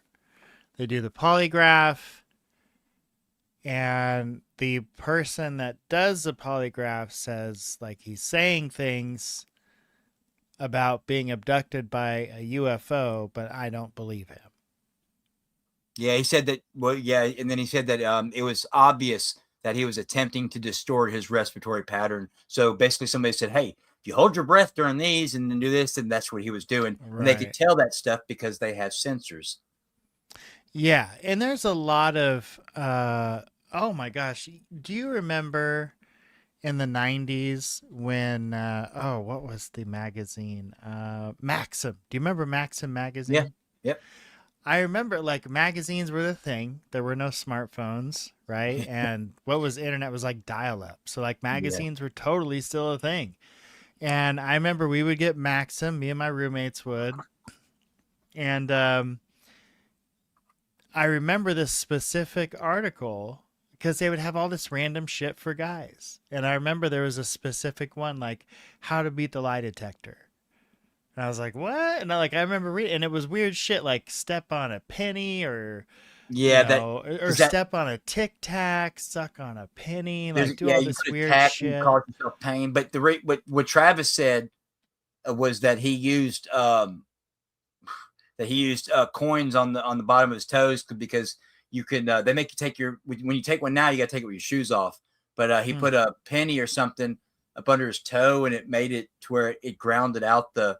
Close a circuit or something. Yeah, or something. And which I don't know if I believe that. I just believe that it was because the polygraph is only as good as the person giving it, and if they're not seeing all this other stuff, that he's holding his breath and doing all this, and plus if you know the questions beforehand, you can have somebody ask you the questions over and over, and you can basically work yourself into where you can tell the truth. Right. It's just whenever you're hit on the spot, like you can't. It's not, people aren't good at doing that. So, okay, now what page was that on? That was on 33 of the Travis Walton abduction. And then below it is something from the Aerial Phenomenon Research Organization.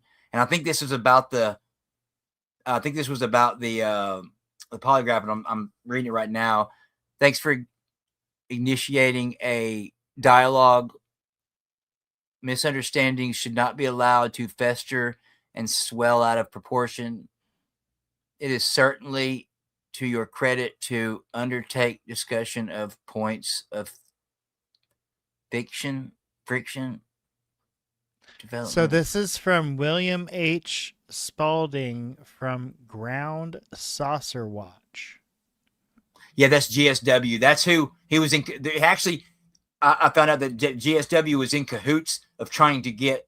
They were in cahoots basically with because they had, of course, monetary gain off of it too for the story to be true. But they're the ones that kind of pushed into him getting another test or something. Mashi, I got to take my dog out. Hold on, I'll be right back. All right, you're good, buddy. Yeah. So I'll just kind of pick up where you left off. So this is obviously seeing it from the video. Here, let me mute this thing here. Okay, so from the video, it's a little hard to make out, but I can see it a little bit better on my end. But basically, this is from William H. Spalding, Ground Saucer Watch, January 5th, 1976.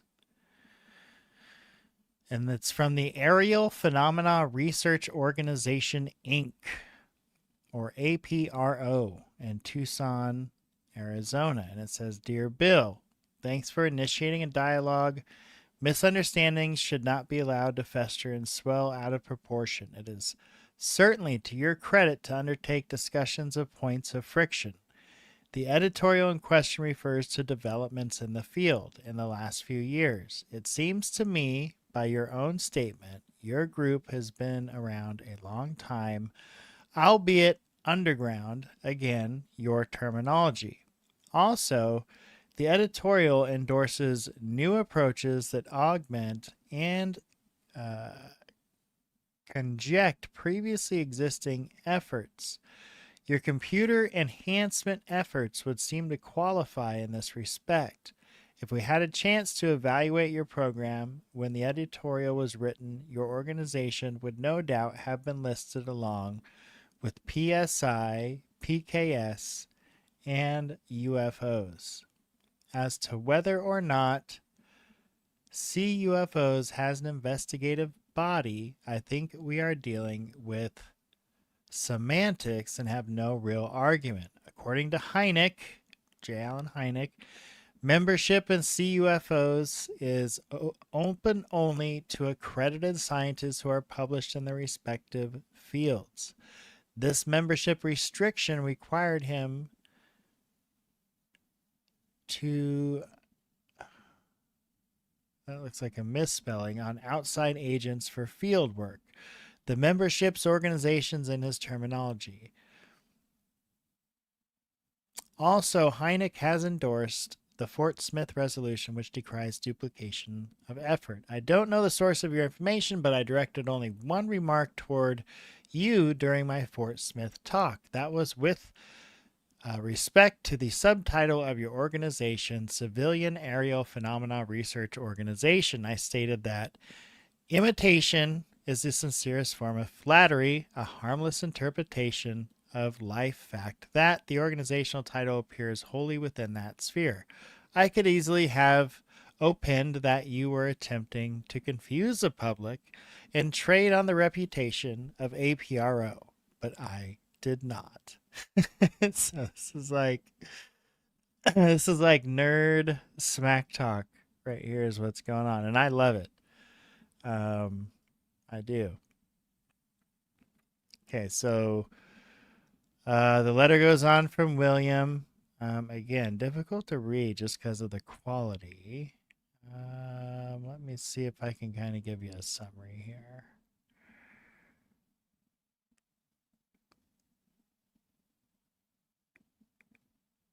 Okay, so basically it looks like he's going on. Seems like kind of a olive branch. This is my take, which differs from your take. We don't quite see eye to eye, but let's see what we can agree on.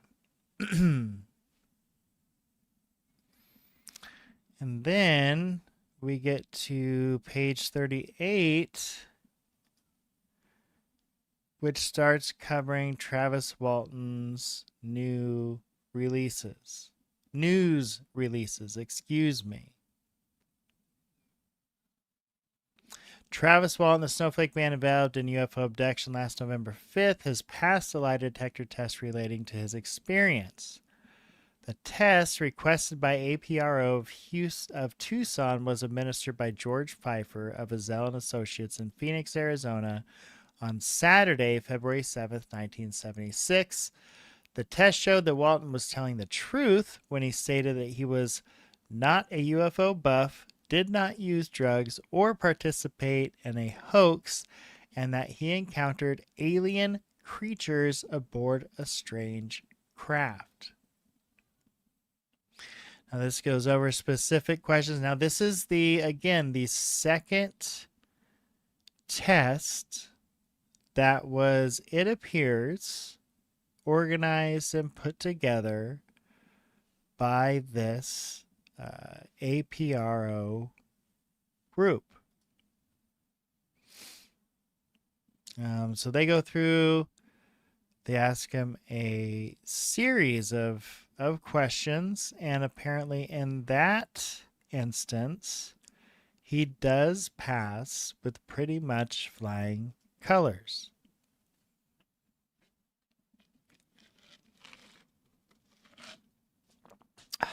Now, this is director Raymond E. Fowler from the Woodside Planetarium and Observatory. And it says, Dear Alan, I read the APR account of the Travis Walton case with great interest. The nightcap position outlined in the UFO Investigator is quite different, and its negative outlook appears to have been influenced by the assertions that, 1, Travis was contacted a radio talk show about the prospects of his appearing as a contactee prior to the alleged abduction incident. Uh-oh. 2, Travis Walton is an avid UFO buff. 3, the section of the polygraph test dealing with the UFO might have been negative, but the non-related sections might have been positive, thus giving the impression that the polygraph test as a whole was positive. Since the NICAP article was supposed to have been based upon a thorough job and factual information, I queried NICAP by phone on 9 and 11 February 1976 to obtain the documentation for these assertions. To make a long story short, NICAP based its article upon 2 letters from NICAP investigator Dr. William Bickel, Physics Department, University of Arizona. NICAP could not identify the radio station mentioned, nor did NICAP have the polygraph records. Well, that's kind of important, wouldn't you say?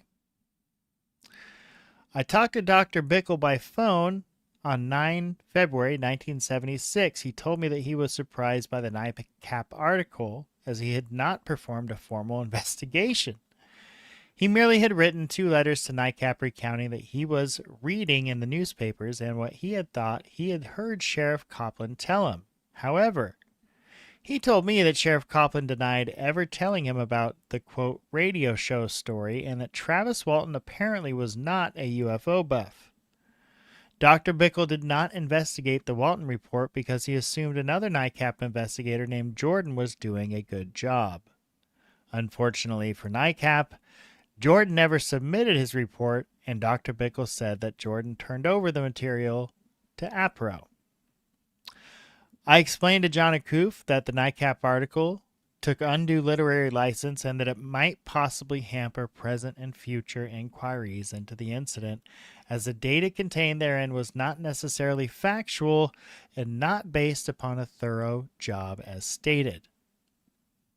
John explained that the article was published in the manner of a news item rather than a thoroughly researched report in order to keep NICAP members abreast of the situation. He assured me that the future positive and or negative data abreast of the situation. He assured me that the future positive and or negative data would be published in follow-on articles.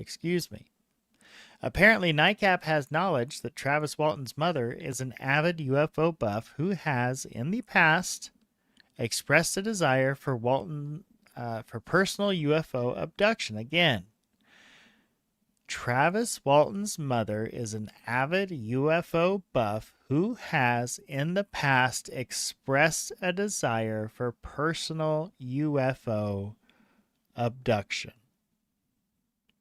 Perhaps if the whole family had been taken, we would not be mixed up in this confusing case intermixed with conflicting organizations, personalities, undocumented statements, etc. In all fairness to NICAP, Dr. Bickle's letters were rather dogmatic and negative and probably convincing. It is regrettable that Dr. Bickle did not follow up these letters with the information he gave me over the telephone. Some kind of a lesson should be learned from all of this. 1970s.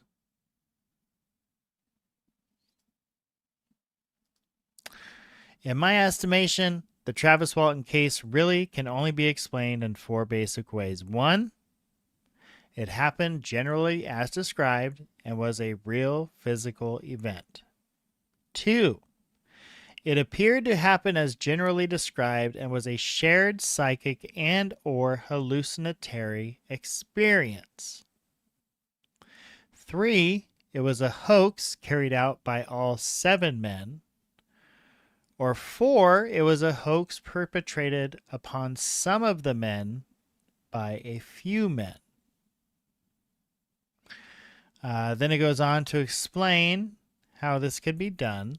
And I mean, obviously, there's multiple ways that you could stage this, right? If you wanted to pull off a UFO hoax, you could do all kinds of things with enough planning, especially if you have a team of guys and you're out in the forest in the Pacific Northwest.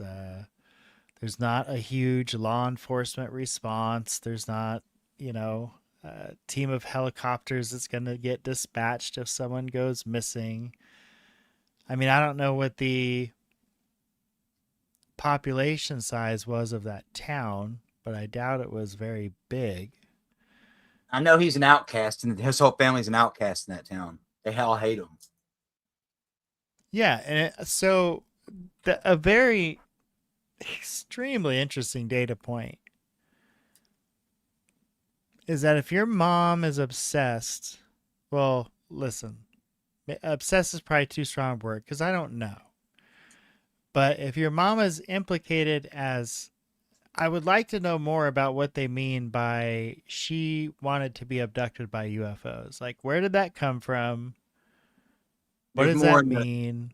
There's more. I know that 16 that they were involved. The sheriff says that they were involved in 16 cases, or 16 times they've come and said that either one of them's been abducted or some of them or they've seen a UFO or something, and that the sheriff said that is that one day that boy's going to come up here with a story saying that he got abducted by aliens, and it was exactly what he did. The sheriff, it's in some of his paperwork right here. 16 cases. 16 times that he went to that the family was known to say something about UFOs and say that they're chased by UFOs and stuff. So here we've got more questions about the polygraph. More questions about what they actually saw versus, what was being reported seeing versus what would be possible to see. And, the thing about this is I think about the amount of man hours given to this. Yep. People that want to be able to have a story that they can say, look, here's actual evidence. But they start digging and find out, a lot of this is hearsay and not so much evidence. And when it comes down to the critical stuff, it's not quite passing the smell test, is it? Apparently not. So yeah, a lot this of is the sheriff didn't believe him. The sheriff, like the whole thing right there, like one of them I sent you was a lot about what the sheriff was like nobody believed him, and like none of the sheriffs at all thought it was a lie. And it's in a lot of stuff that you're reading. It might have been above that, but it's in some of them PDFs I sent you.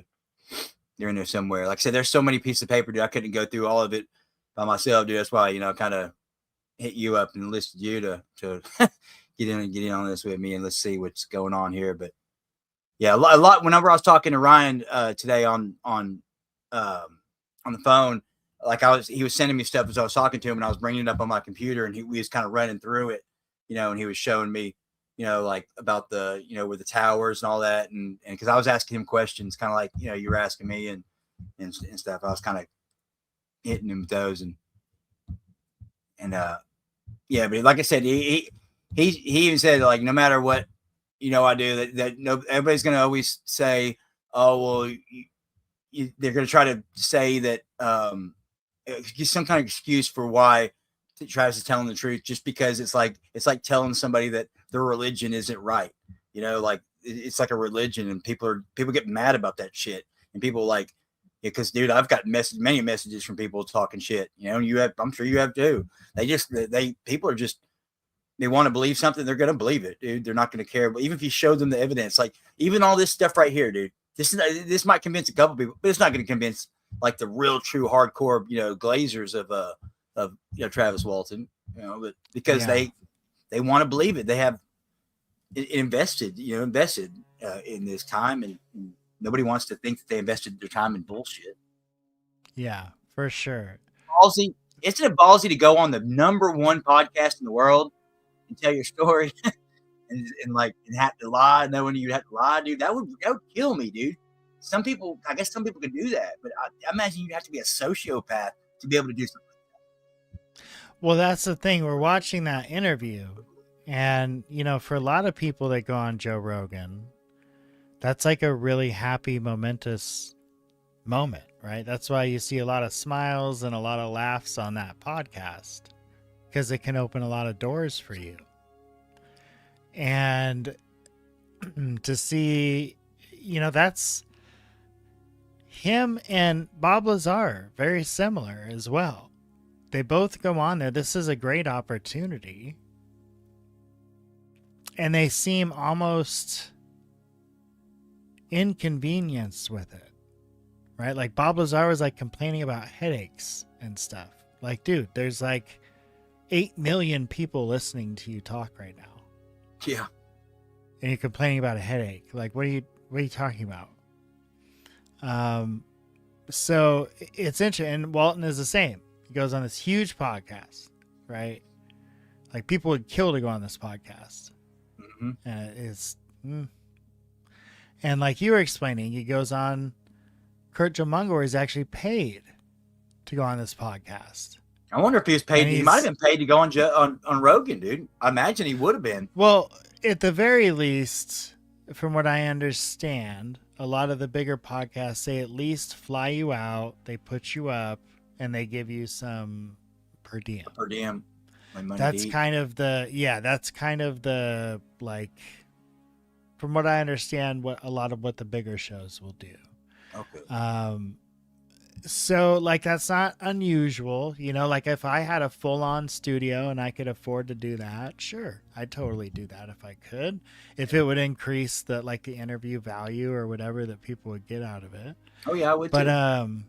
But like, beyond that, can get a little interesting. So I don't know. But to pay the gentleman to come on your show and for him to not pay attention I could see how that would be annoying for Kurt and yourself. So this paper here, this is pretty interesting. This is a UFO investigator, January 1976. I guess that was the name of the paper at the time. This is interesting. It says, as with all contactee cases, the alleged abduction of a 22-year-old Forestry Service crew member has created undue excitement and interest throughout the country. NICAP's regional investigator William S. Bickle has done a thorough job of uncovering the unpublished and more factual information pertaining to the case.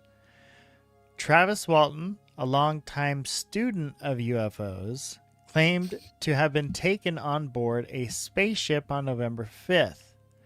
The 6 woodcutters were working in east central Arizona when they claimed to have seen a lighted object hover at treetop level in a wooded area south of Heber, a small town near Holbrook, Arizona. So this goes on to describe the case, the fact that he went missing for 5 days. But I'm just going to point out some of the things that that Ryan was pointing out here in this paperwork, and that is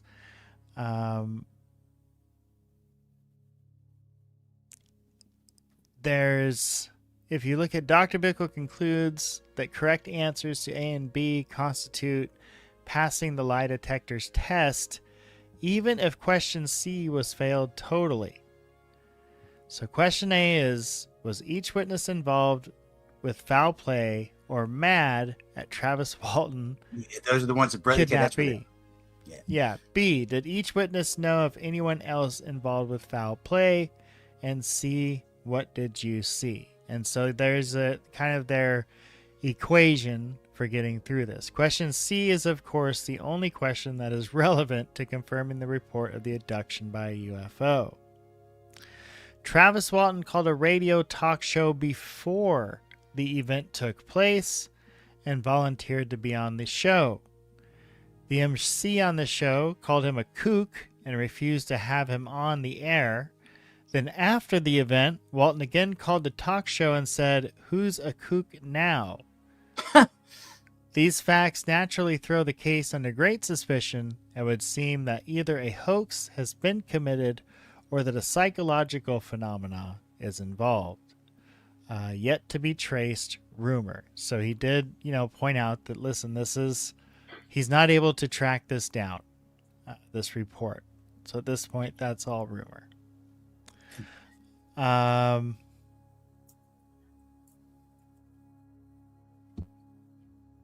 here's some results on the actual, a summary on the results of the actual polygraph test. This was from John McCarthy. Basically received $50 from the National Enquirer and $250 balance of my fee for the examination, and conducted the test, the absolute secrecy, and will blah blah blah. I will divulge the whereabouts of my... Okay, so yeah, so that's all. I mean, it does look like it's on the up and up. However, it's a paid-for polygraph by the National Enquirer. After he faked the one given by the sheriffs. Well, you talking about Walton? Yeah. Yeah, was Walton given the one by the sheriffs? Or it was just a brother? Was the crew was one that got them the first test the first questions you read? Was that was them that got because they were asking if where they knew did they have anything to do with Travis's disappearance, and that's the ones that they passed. And then Travis was given the first one he failed, and then the second one he knew the questions too, and he passed that one. And I don't know if that was that stuff is in there on that. Yeah, keep going with that. I like what you reading, what you're doing. Yeah. So this is just a letter from MUFON to Travis, trying to get him to talk to him. This looks like another letter Dear That's Mr. from Travis. Kearney, from Travis to Mr. Kearney. Tried to call you several times last week, but there is no answer. I'm changing my clothes every day. Last fall, I always transferred the contents of my pockets from my work clothes to my everyday clothes and back daily, therefore knowing exactly what I had in my pockets every day. All right, sir. That November 5th, 1975, I had in my pockets a wallet, a comb, car keys, earplugs, and some change. When I was returned November 11th, I still had all these items in my possession. I had the same amount of change, and the contents of my wallet remained undisturbed. I still have my watch on my wrist, and I wear no other jewelry. I am curious to know who these people are and what the article is they are claiming to be mine. It is possible something has been taken from my home during the many visits of the curious. I would appreciate a reply from you, and if I can be of any further assistance in your investigation, let me know. I would imagine the curious are, people that have been snooping around, trying to find answers and aren't exactly journalists and whatnot.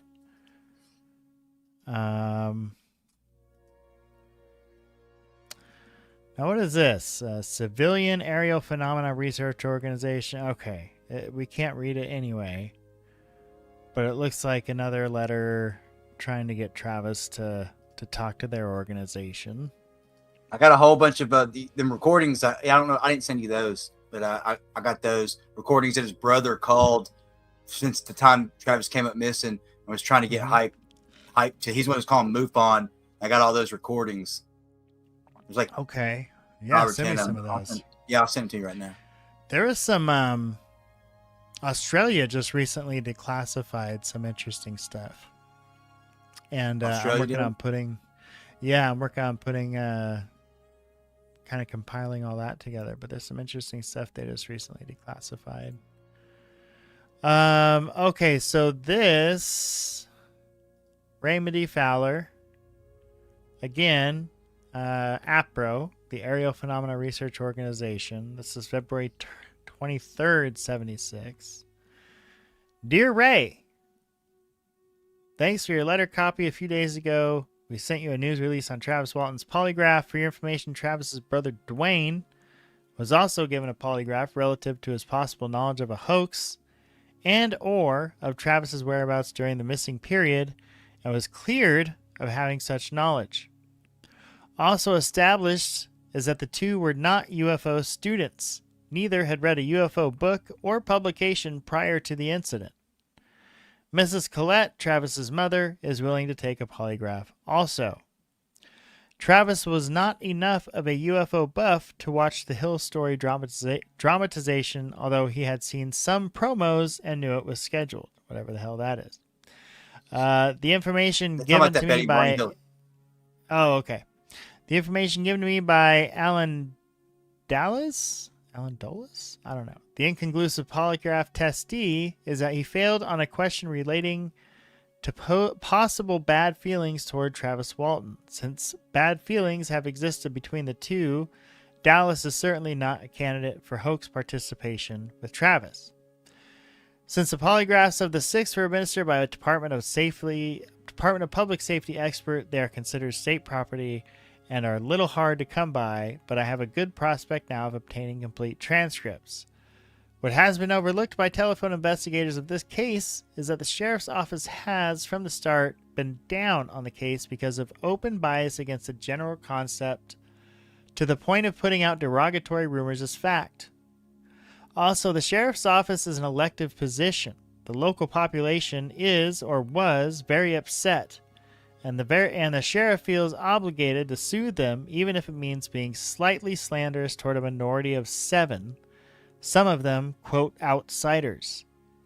Snowflake and environs is a very provincial Mormon community. Well, that I didn't know.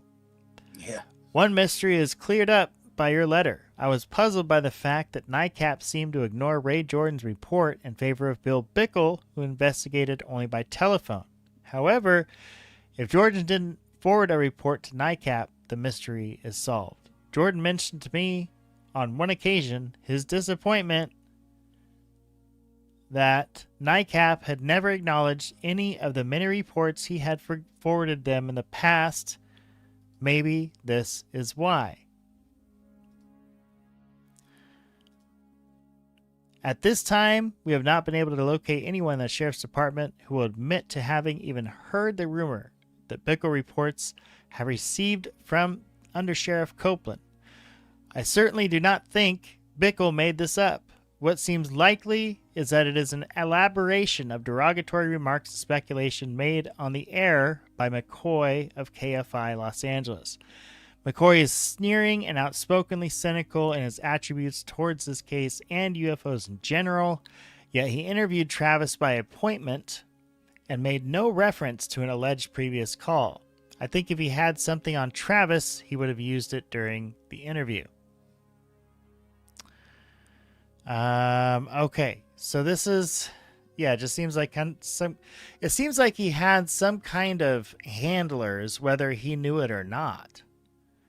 No, he knew. My understanding, he had handlers, and he, like, there's a whole big clique of people that I guess are from my understanding that there's a kind of, like you said, there's the handlers. They make sure what people who talks to who and who don't. Yeah, I mean, this is like a whole team managing, what most of us would just manage on our own. Yeah.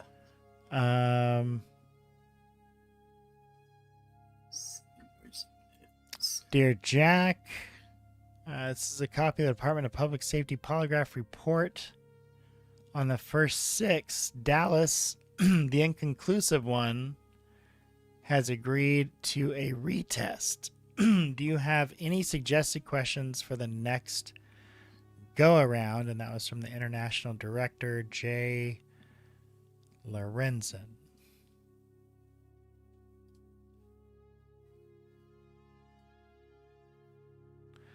Arizona Department of Public Safety. Let's see what this is here. Polygraph examination was administered. Blah, blah, blah. And did you cause Travis Walton any serious physical injury last Wednesday afternoon? Do you know if Travis Walton was physically injured by some other member of your work crew last Wednesday? Do you know if Travis Walton's body is buried or hidden somewhere in that Turkey Springs area? Did you tell the truth about actually seeing a UFO last Wednesday when Travis Walton disappeared? Well, holy shit, buddy. That is a question about UFOs. All right, I just sent. Which one are you talking about? What was that one? I don't know which one you're saying. I sent that thing to you. Arizona Department of Public Safety polygraph test. If you look at question number 4, the first 3 questions are about murder, absolutely. But if you look at question 4, did you tell the truth about actually seeing a UFO last Wednesday? When Travis remember the guys they didn't know nothing about it, dude. Remember they weren't in on it. The 5 guys weren't in on it. Only Mike and was the only one that was in on it. And I guess maybe how many did they say they all took it? Mm-hmm. You say they all passed that one, or what? Or one of them was lying, or one of them was inconclusive, but said he would retest. Yeah, because of course they knew that it wouldn't, and do it. So, but yeah, I mean that's that last question throws me though, because like if they didn't ask anything about UFOs, okay, but they did. Well, because to them they saw the UFO. They did, and I guess the other one. Technically, they could say that he did see a UFO, that it was up there. Because remember and then when he was talking to Travis, or what he was saying that. Okay, let me read this real quick. Go ahead. Each of the 6 men answered no to questions 1, 2, and 3, and they each answered yes to question 4. The test results were conclusive on Golette, Smith, Peterson, Rogers, and Pierce. The test results on Dallas were inconclusive. Based on polygraph chart tracing, it is the opinion of this examiner that Gillette, Smith, Peterson, Rogers, and Pierce were being truthful when they answered these relevant questions. These polygraph examinations proved that these 5 men did see some object that they believed to be a UFO, and that Travis Walton was not injured or murdered by any of these men on that Wednesday, 5 November 1975. If an actual UFO did not exist and the UFO is a man-made hoax, 5 of these men had no prior knowledge of a hoax. Yeah, 5 of them. No such determination can be made of the 6th man whose test results were inconclusive. The charts obtained will be maintained in the polygraph section of the Department of Public Safety. Yeah, so what are you saying? I said that, no, I mean, none of them, there was only 2 people that knew about it. That was it was Travis, which he wasn't in the truck. Then there were 6 other men because there were 7 total. Right. 5 of them didn't know it. So obviously somebody's missing out of that right there. But that's a good question. But I'll have to ask homeboy, Ryan about it. Hold on one second. Yeah, we definitely will have to, if he's up for it, get him on sometime, because we can see, like, I very much respect the hard work I'm seeing here. Like, people think, oh, this isn't hard work, this is just compiling data, but they don't understand, like, all the different places you have to get the data from, and then round it up and confirm it and make sure it's legit. And then, that all takes a lot of legwork, even if you're doing it from a computer. So I definitely appreciate the hard work, and seeing it in kind of a somewhat chronological order makes it helpful too. And I'm seeing things I've never seen before. I'm seeing things on these lie detector tests, on these deals with the National Enquirer I never heard about. The fact that there was 2 polygraph tests, the fact that the guys giving the tests were in question. That they skip over all that when you're watching that cool little movie Fire in the Sky. Oh yeah. And that seems like as important as this picture right here seems. This right here, to me, I hate to keep going back to it, friends, but this is the entire case in a nutshell. Like, I cannot stress that enough. If this is true, all right, if the sites all match up, right? If the coordinates are all correct, then it makes 100% sense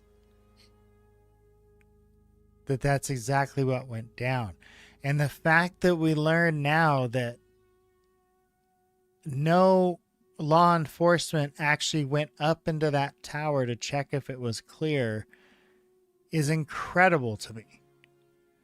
Like, you want to talk about incompetence, bro?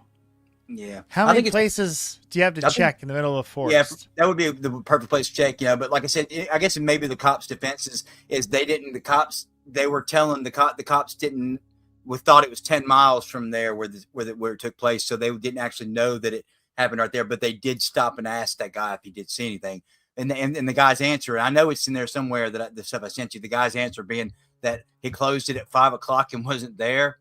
Like, you don't close those. So that's I mean, that's the thing. It's like, it doesn't even make sense. It's just, I don't know, buddy. What do you think about it, dude? I would bet dollars to donuts. I mean, anything to anybody out there that what is being said and what we're saying here is 100% the truth. Again, being with a couple more things that I know that I'm not allowed to say. That okay. I was, like I was told I couldn't say, but I would bet anything that I have, like everything I own, that this right here is exactly 100% what happened. Like, there's no doubt in my mind, none whatsoever. I think I think what it really was a series of fortunate events for these guys, like for Travis. You know, he got lucky along the way, but he kind of screwed up by messing up a few things and then saying because a couple times throughout the years that that's what Ryan was saying, that that Travis slipped up and said this and didn't really wasn't supposed to, and and then like nobody really ever picked up on it, but I do know that Travis has told people that he was 100% lying. That has been told from other He's people. told multiple people that.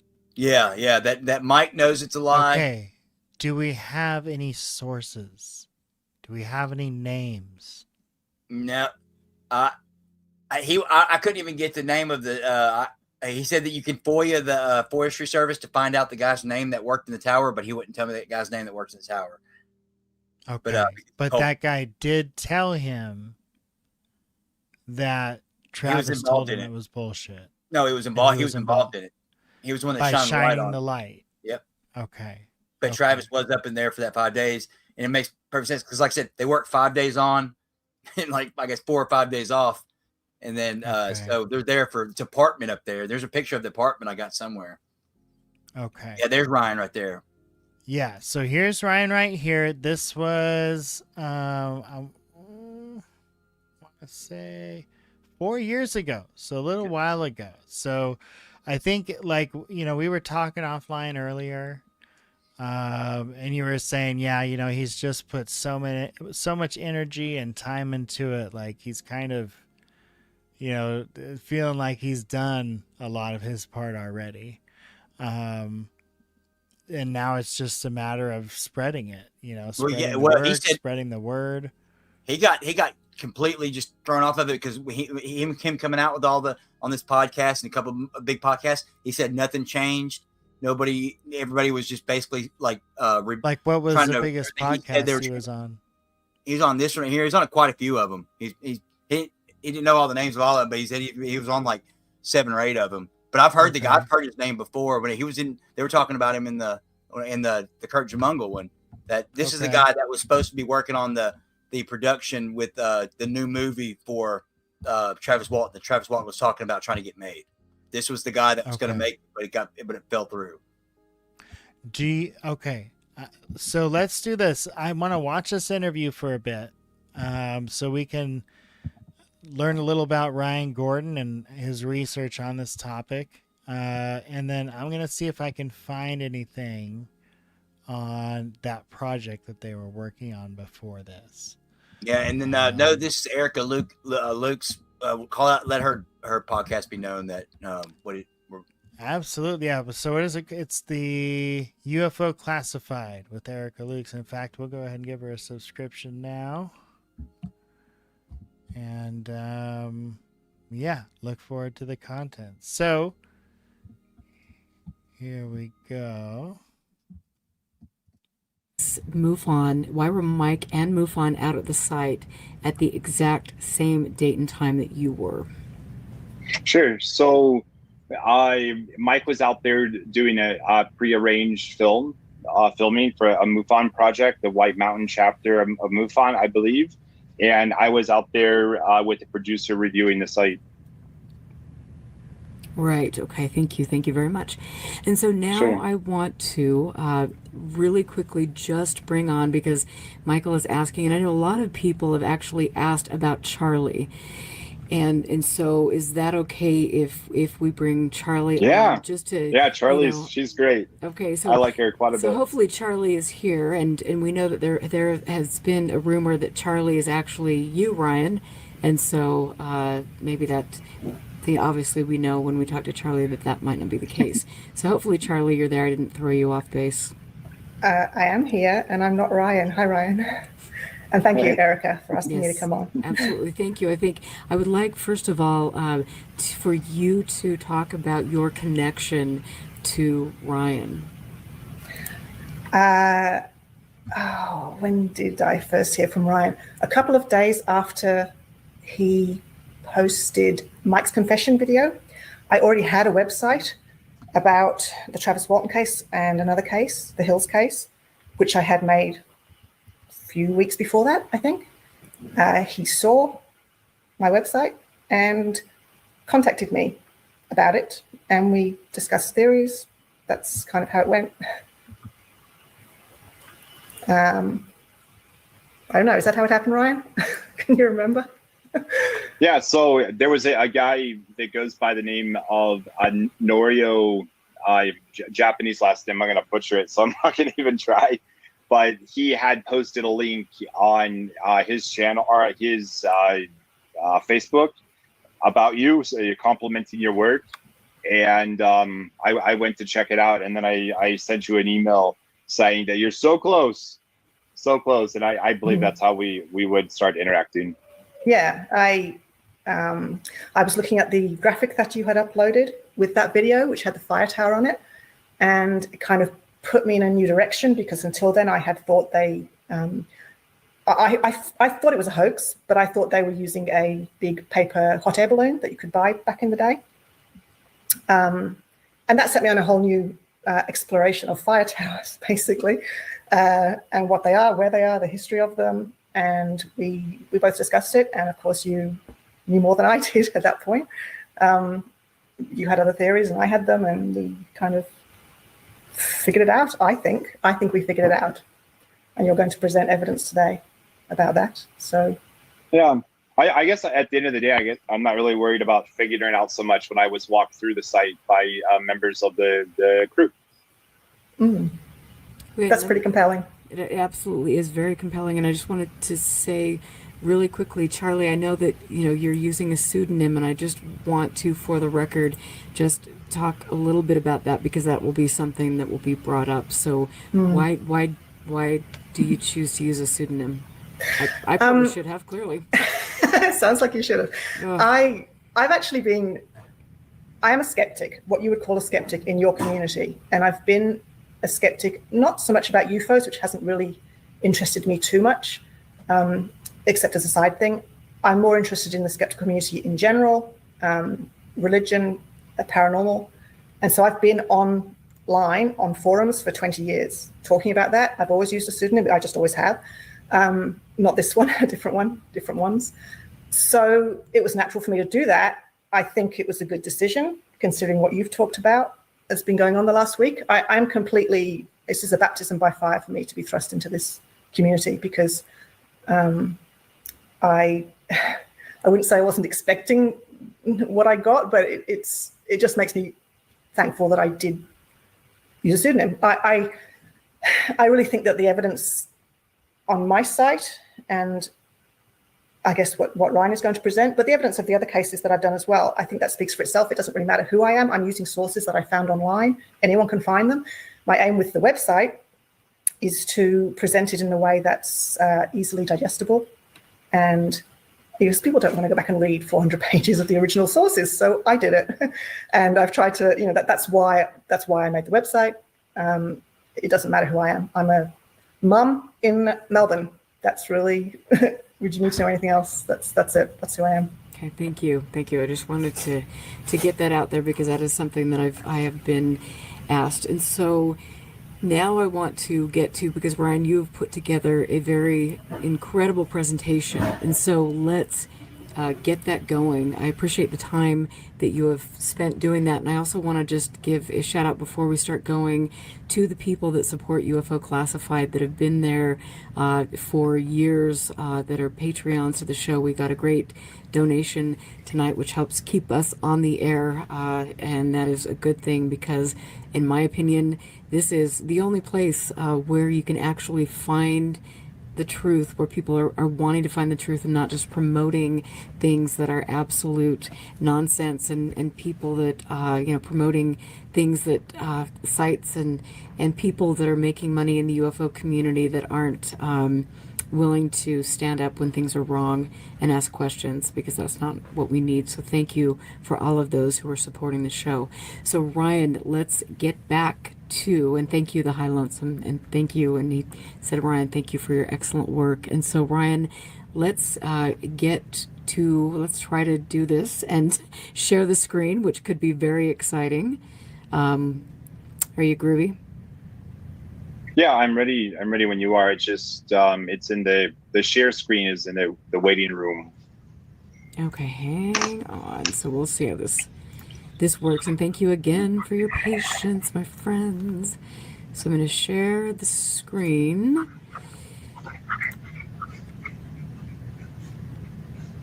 And so can you see that? My share screen is still in the waiting room. There we go. I think maybe. Yep, there we go. Okay. All right. Oops.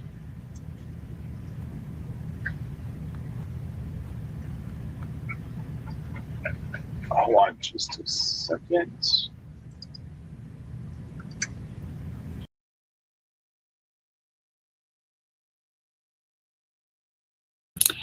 Well, I want to see all the visuals, of course, but some of that was shown last week too. I was very impressed. Pouring, yeah, it's Wow. pouring, Oh, right? you poor baby. I'm sure you guys can hear her back here, just driving me nuts. Oh, Anyhow, sweet little thing. I apologize for that. For me, when I'm putting something together, I want to start at the very beginning and know the story to the best of my ability from A to Z.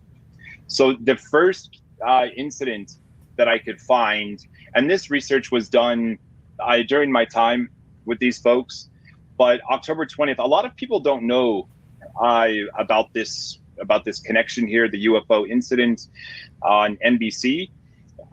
This here that I have in the middle, obviously did a saucer story come from a movie. This is a quote or a statement from this Undersheriff Copeland, where he told the Phoenix Gazette that more than ever, and this Sheriff Copeland, by the way, is the one that was on the case, just underneath Sheriff Gillespie, that Kaplan noted that Walton and the 6 witnesses who say they saw a UFO and light beam all had seen an October 20th television movie based on a similar incident. Then clarifying what that incident was, the same part of this article. The movie, the UFO incident, was shown over NBC TV and told about a couple taken aboard a flying saucer by humanoids from another planet. Copeland said, "It's just too much to buy. There are so many similarities between Walton's story and that television show." I find that to be fascinating because obviously Under Sheriff Copeland has firsthand access to this. Although Heber, Arizona is a somewhat small town, or Navajo County in general, this sheriff still is a highly respected guy, and I found his comment to be interesting. So of course I went and looked at it as well. For anybody that would like to source that, it was written Thursday, November 13th, 75 in the Phoenix Gazette. This picture I have over here to the right, this comes from the IMDb page of the UFO incident. This is just an interesting similarity at a minimum. What was happening about that same time was a $100,000 reward by the Inquirer. Now, I was not able, in full transparency, to find the actual article. So what I did is I used this one here, where the prize had been increased to $1 million, but this was post and after the Walton case. But it does say here that they are increasing the reward from $100,000 previously offered by the Inquirer up to the 1 million. So that is a very verifiable source for me to have verified this $100,000 reward. Also of note is it wasn't just the $100,000 that the Inquirer was offering. They also doubled the reward on what they called the most scientifically valuable evidence on UFOs. So I'm not sure how many people know that there was actually 2 contests with sizable rewards at the end. I do want to clarify, because I was told there was a bit of confusion about this, and not wanting to jump ahead, but since we're here on the topic of the Inquirer, I want to make it really clear that the Walton and the crew did not win the $100,000. They only were rewarded $5,000, but we'll touch on that more as we continue.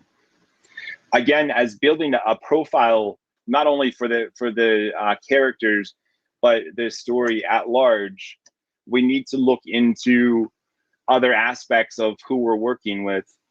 Unfortunately, Travis Walton and Mike Rogers' older brother did some really stupid stuff. As we can read here, they were charged with check fraud. So, not great. Check fraud and forgery. Not great charges. And forgery. A lot of people don't know this either. What had happened is see what had happened was Charles Rogers, that's Mike Rogers' older brother, worked at I want to say Okay, now to be clear, this is Mike Rogers, the boss, the crew boss, and also the driver, and the only other person to basically confirm, yeah, it was a beam and it got him and then he was gone, right? Yep. Now, was he also the first person Travis contacted when he came back?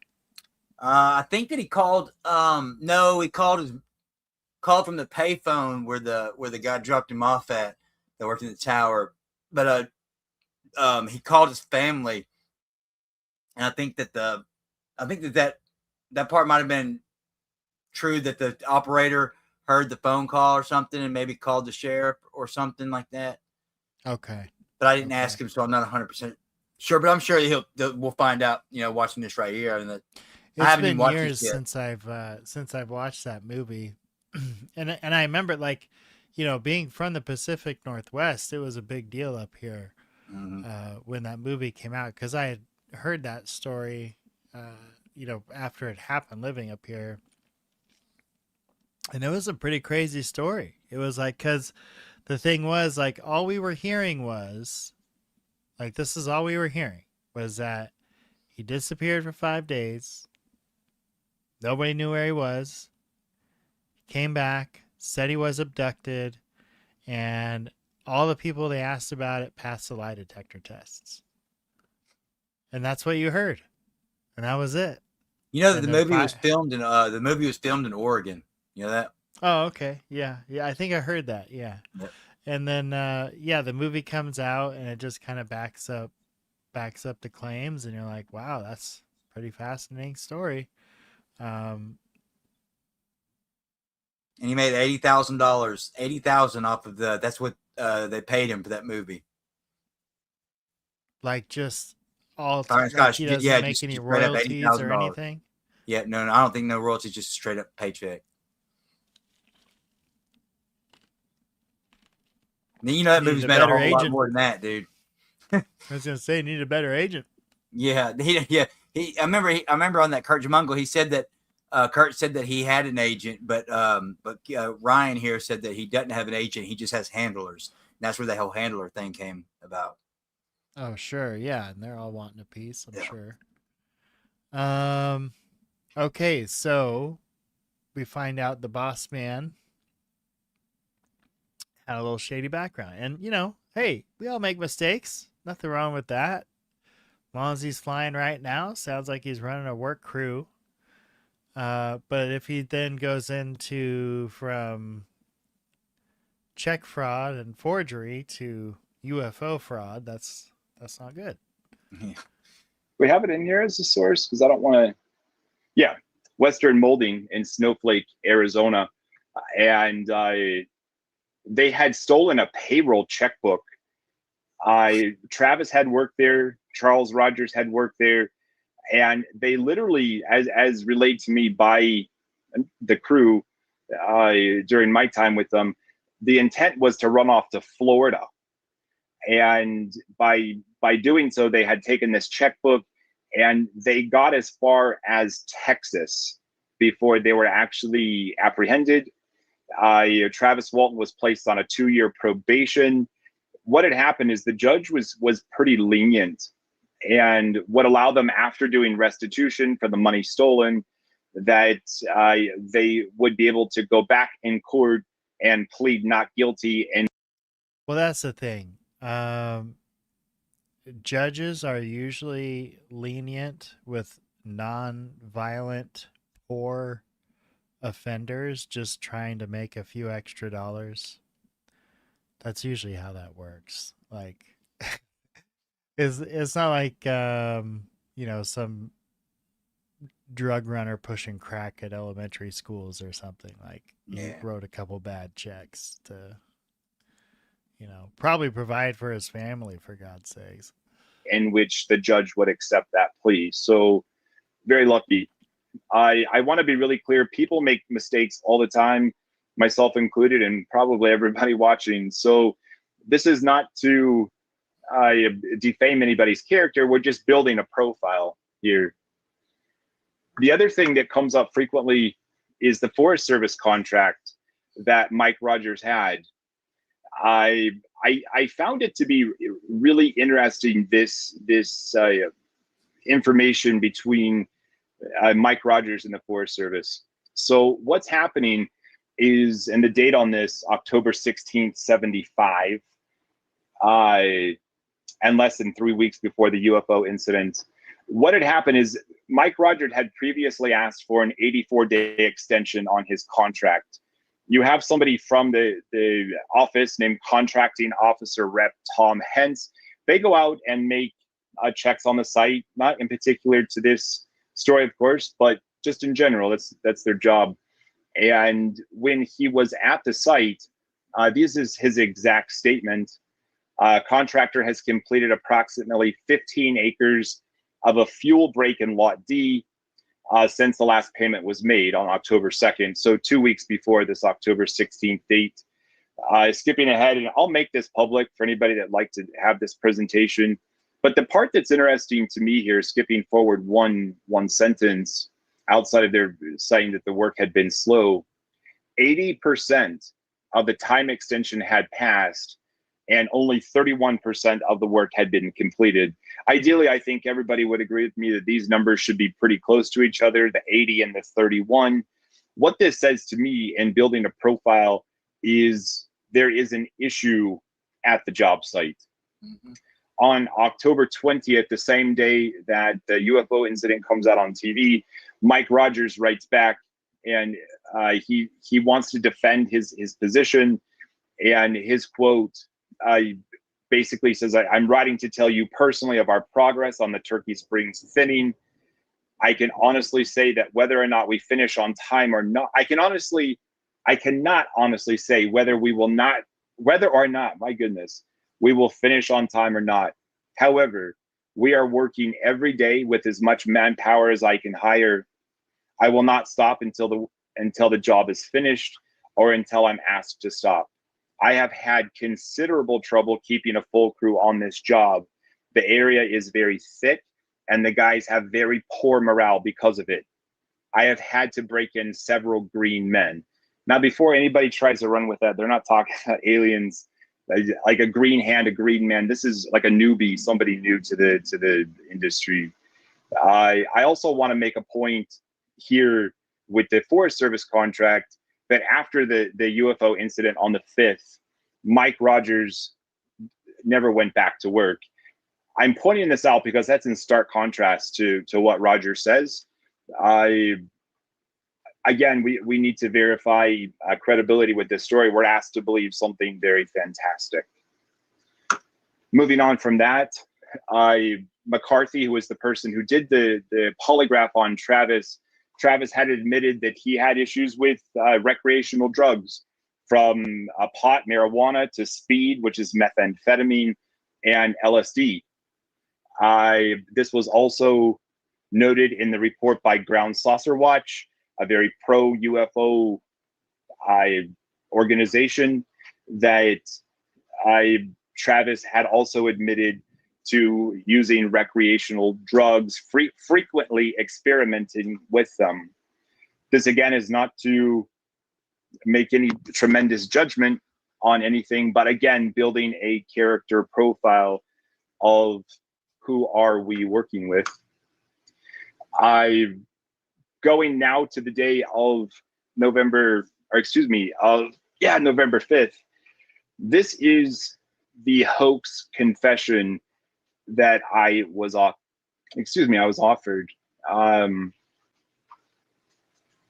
My takeaway hearing this, and to spend a little bit more time now that Mike has publicly said that they're not accusing me of manipulating this anymore, which was just ridiculous, is they're talking about creating a UFO hoax. And that stands out for me, so you guys can get into a bit of my head, I suppose, because of this.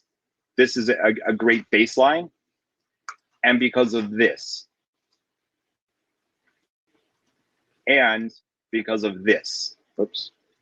So we have motive, we have method, we have a fantastic reason, and we've got a great reward. Again, this is verified as a hoax by Mike Rogers 2 or 3 months ago on the 30th of April. I'm going to come back to this quote to explain it more, because there has been a lot of questions. Of course, I have talked to Mike Rogers about this, and I want to be on the record before we continue further, is Mike Rogers has fully retracted this statement. I don't believe him. I have other evidence to know that the retraction was phony, but I do want to say that he has retracted his statement, and I believe his exact words were, "There is no way this could have been hoaxed." So just want to be on the record with that one. This is also November 5th. This is Steve Pierce, who is one of the loggers that day. And I found it really fascinating that on the day of this alleged abduction, this alleged alien incident, that Steve Pierce, his memory says that Travis was gone for most of the day. Where do they go? He also testifies, or his statement is, Mike Rogers was gone for about 2 hours. I found it interesting. You know, Steve Pierce has always really stood up for the truth with this. And of course, he has denounced Travis's story altogether with this. But he says that in the book, Travis Walton's Fire in the Sky, that we're used to, that they had worked hard all day. And he's saying Travis didn't do one thing all day. He stayed in the truck. He stayed in the truck all day. He was sick. He was supposed to be sick. So again, building profile. So we have a tremendous reward, and we have the crew noticing that something is at a minimum amiss. So what I'm going to try to do, because the only thing I can see on my screen is this. I can't see the chat window. I'm hoping, Erica, that perhaps, every 5 to 7 slides we can pause. Sure. And if there's any questions that I could help clarify. Absolutely, and thank you. I want to ask a question from Red Pill Junkie. How many surviving members of the crew have you talked to? And you mentioned Steve and Ken in the previous show. What about John? So to be clear, my professional relationship is only with Travis Walton and Mike Rogers. Okay. I have not formally interviewed the other cast. Unfortunately, we did not make it that far in this journey. Okay, thank you. Okay, I'm just going through to see if there are any other questions, but that looks good for now. So please, continue. This is good stuff. Okay.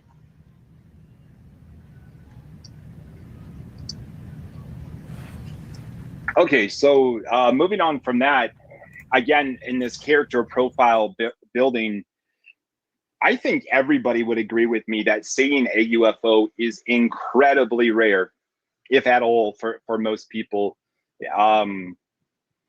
It's really weird how much the UFOs love the Walton family. It really is. So starting over here from the left, this is from an article in the Payson Roundup. The date on this article, let me expand this out, November 13th, 1975. One woman who asked not to be identified because of her government job said Travis came to her recently all excited because he had just been chased through the forest by a UFO. That's interesting. It says that he came to her recently. What does that mean? A month, a day, a couple of days? I don't know. But this incident with the November 5, the fire in the sky, is not the first time that Travis has interacted with the government in reporting a UFO. Mr. St. Flank of there's this Marshal of Snowflake. This is a really fascinating quote. And again, the date of this being November the 13th. So, question. Yeah.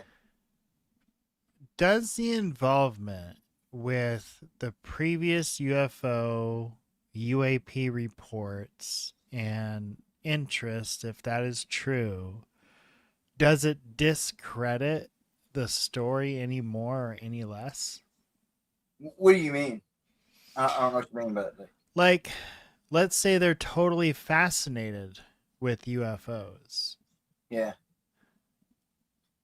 Let's say they're totally not fascinated with UFOs. How does that change your opinion of the story? Because I would think that it shows that a family that always happens to see UFOs and always, you know, and he said that, you know, I've never seen a UFO, like a real one, that something that's, you know, but that Travis and family happens to see 16 of them. And because I'm sure he goes through and tells you how many more they've seen. And then all these people, the town, he's been known as basically that kid that is always trying to make up, you know, mischievous shit and always talking about aliens and abductions and all that. Was really fascinated into it, especially, you know, the mom was involved in it and all that stuff. So he's just showing that you know, it's this family, the, you know, UFOs really must like this family. That's, you know, it's either that or they're just bullshitting. Yeah, or what if they're not? What if they're not? You know, that's the thing. There's always that possibility as well. It's like, you know, I think to me that's why the Bloodsoe story still fascinates me. It's like we could kick around theories for why it's bullshit left and right. Like, you know, oh, there's a red flag here, or it could be this, or it could be that, or this person's involved, or that person's involved. But it's like at the end of the day, we're still seeing orbs. At the end of the day, the NASA people and the CIA people are still surrounding him and his family. That can't be coincidence. I heard that. I know that a lot. I know that Ryan Gordon spent time at Skinwalker Ranch and knows all about that bullshit because there's fracking that's going on out there that you never heard about. Didn't he also say he believes there's a ET under Skinwalker Ranch? Who? Ryan Gordon. No, he don't. No, he thinks. Well, he knows it's bullshit. He said they're fracking. I mean, it's all had to do fracking. There's a bat. Okay, so he believes, because I know there's a theory that the gas is getting out and causing all these strange hallucinations. He said a lot of the stuff at nighttime is he said he experienced this himself. Is there's a bird called the night screamer or something like that it comes and it somehow does a chevron pattern and it when it comes down, swoops down at night and gets bugs, and they're very territorial. And he went out there and was at the mesa, and one flew down, and he said it was like right behind him. He was scared the shit out of him the first time he heard it. And then he went back another time and then basically ended up seeing what it was, and it was some kind of bird that was out there that was making all these noises. But he said that the orbs that they're seeing out there were 100% lightning bugs. I mean, okay, but there's Chris Bloodsoe orb videos that are not that. Yeah, there's just no I agree that they're not that, but I would still be in the same camp as they're either hoaxing it, because everything is always a like Ryan explained to me. There's always some kind of cult like following to these people. There's always one person that's above everybody, and that everybody's like considers like kind of like Chris Bledsoe, the Messiah and all that stuff. But Chris Bledsoe has done made that prediction. So Easter 2027. I think it was 2026 at the pyramids. Easter 2026 at the pyramids. Yeah. Oh, he said that there's going to be something that changes the world on that day or something. A new knowledge. Yeah, new knowledge or something. Yeah. So. Yeah. But I'm still in the same camp of I think it's all fabricated, and I think that either they're playing him, Chris Bledsoe, or Chris Bledsoe's playing everybody else. But I could be wrong. I don't know. Yeah, and we've had that conversation where it was like, remember when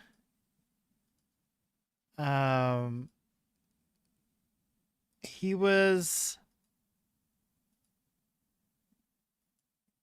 one second here. One second.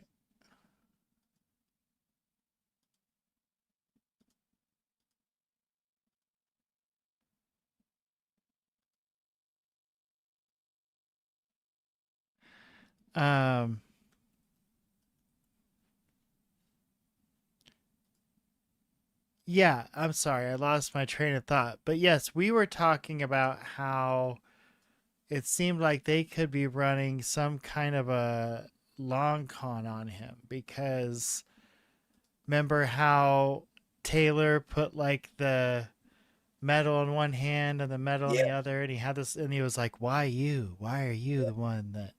And anytime they're trying to make you feel like you're the special one,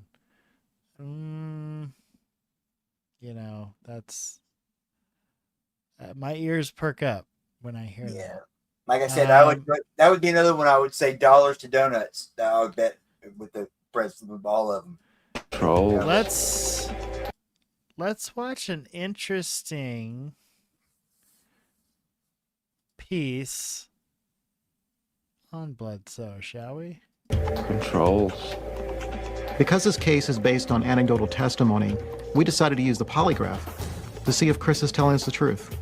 Hey, Yvonne. Hey, Steve. Hey, Chris. Hey, Steve. How are you? Good to see you, my Good to friend. see you. Yes, sir. Good to see you. As far as polygraph is concerned, you're either telling the truth or you're not telling the truth. A lie is a lie is a lie, I suppose. That's it. Polygraph is really only as good as the operator's interpretation. We were lucky to get Bob Durdak. He's retired from the FBI. He was in charge of the North Carolina Bureau's polygraph unit, and he's very respected in his field. I tell them it's a pure of heart test. If you feel good in your heart, you're being honest, you're going to do fine. If you don't, your body shows it and you don't do so good. It usually pretty much plays out that way. Hello there. Hello. Hello. Hey, how are you? Steve McGee, MUFON. Steve, Bob Durdak, how are you? Chris Bledsoe. Chris, nice to meet you. Good to meet you. All right. Steve, thanks very much. Yes, sir. Chris is having no qualms about doing a polygraph. In fact, in the original report, he said he would take one. So we're going into this polygraph exam feeling very confident that he's going to do well. The real lie detector in this whole equation is you, because you're the only one that knows the truth, and you're telling this instrument here what's going on inside your body, and that's what we're using to determine whether you're being truthful or not. If you will pull this around your lower stomach and just hold it right in the middle and kind of lean forward a little bit, I'm gonna pull this around behind you. For months, I was scared to say anything for ridicule. I decided I had to get it off my chest or it's gonna drive me insane. And the world needs to know it's real. It is real. I'm thinking, if he comes out and passes, this is going to make this real easy. And it's going to shorten our time here. That's up for anxiety anyhow, that's part. Well, just try to be as relaxed as you can. Okay, ready to go? Yes, sir. Test is now beginning. Is your first name Christopher? Yes. Is there anything in your background that would cast doubt on your honesty or integrity? No. Did you make up any of the information concerning what you saw in the sky on the night in question? No. Have you conspired with anyone to provide false information regarding what happened on the night in question? No. Did you make up any of the information regarding the entity you reported seeing on the night in question? No. How would you summarize the test? Well, I'd say he failed the test. I'm going to tell you that his deceptive responses were focused around things that he actually saw that night. He wasn't being truthful about the entity. I don't think so. What do you think he was being truthful about? I mean, it's hard to say. I mean, it's going to be a speculation no matter what I say. Is everything he said a lie? You can't glean that just from the polygraph. You can glean that from the investigation, the information you collect, and everything should fit at some point. Did you make up any of the information concerning what you saw in the sky on the night in question? How did he score there? Well, if you just took the numerical score, he would have been inconclusive on that. The one he had deceptive response to was the entity, seeing the entity. You know, he kept saying, I'm not sure myself when I think about it if I really saw it or not, but I know I did. He didn't come right out and tell us everything was a lie, but basically the part about the entity reflected negatively in polygraph. I ended up doing 2 series. So even though I may feel disappointed, in the back of my mind, I'm saying reserve judgment. Reserve judgment. So you have to weigh all that evidence, and it really comes down to who do you believe? Essentially, it was negative. Basically, the operator is telling us that he wasn't being honest. He was neutral on the orange orbs, and he was neutral on the lights in the skies. I think we're all a little disappointed. Honestly, the relationship I've developed with Chris, I really felt like I owed it to him to sit down and talk to him about it. This was going to be his chance to either confirm or deny that he still was going to stick to his guns, or he was going to finally come out and admit that, no, guys, all right, you got me. We wanted to talk to you and get your reaction. Okay. Because I was basically going to hit him right between the eyes with it and see what he says. Hopefully, he'll benefit somehow, some way. Really investigates an average of 5,000 reported or deliberate hoax. Crazy, right? So yeah, can you did you read my thing up there? My camera quit working, but I got to get off here because I got to work in the morning and with my brother. Buddy, yeah. Yeah, but I'm gonna keep watching. I want you to keep going, but I'm gonna listen to this while you're going while I'm sleeping. Yeah, for that sure. cool? Absolutely. Yeah. You have a good night, man. Thanks for hanging out. Where'd you get this right here? I ain't never seen this before. This I don't even remember where I got this from. It was some like, I don't know, Inside Edition or He felt the shit out of that test. But yeah, keep going. This is interesting, but I'll keep watching. I'll talk to you. I'll talk to you later, though. All right, buddy. Have a good night, man. You too, man. Be good. You as well. So, yes, it's again, the polygraphs are, like we hear a lot of times, only as good as the person giving them. And you heard Ryan, reinforce that. And in this case with Travis Walton, and I wonder if, it's a little bit better view there.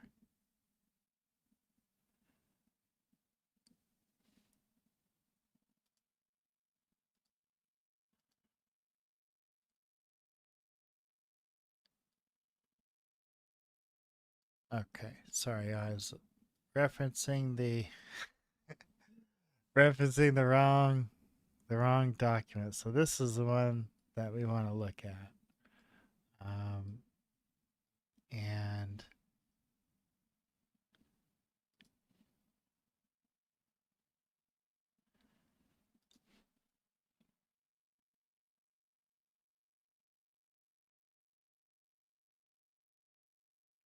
okay.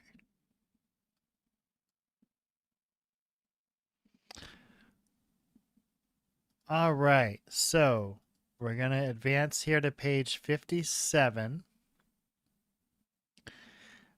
This is from Donald L. Klein, August 3rd, 76, from NICAP. Gentlemen,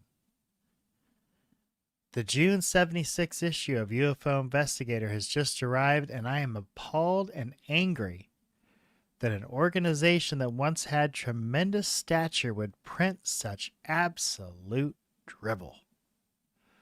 I say, once had, because I see this newsletter as your swan song.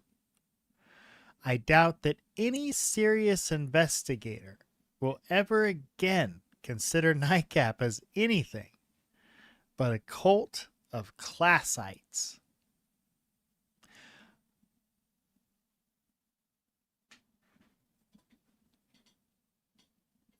One moment.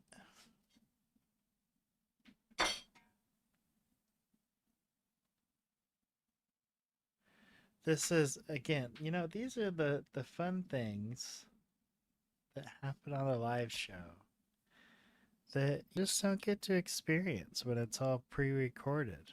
The technical difficulties, the switchovers. All right. Okay. I have considerable experience in both civil and criminal investigations.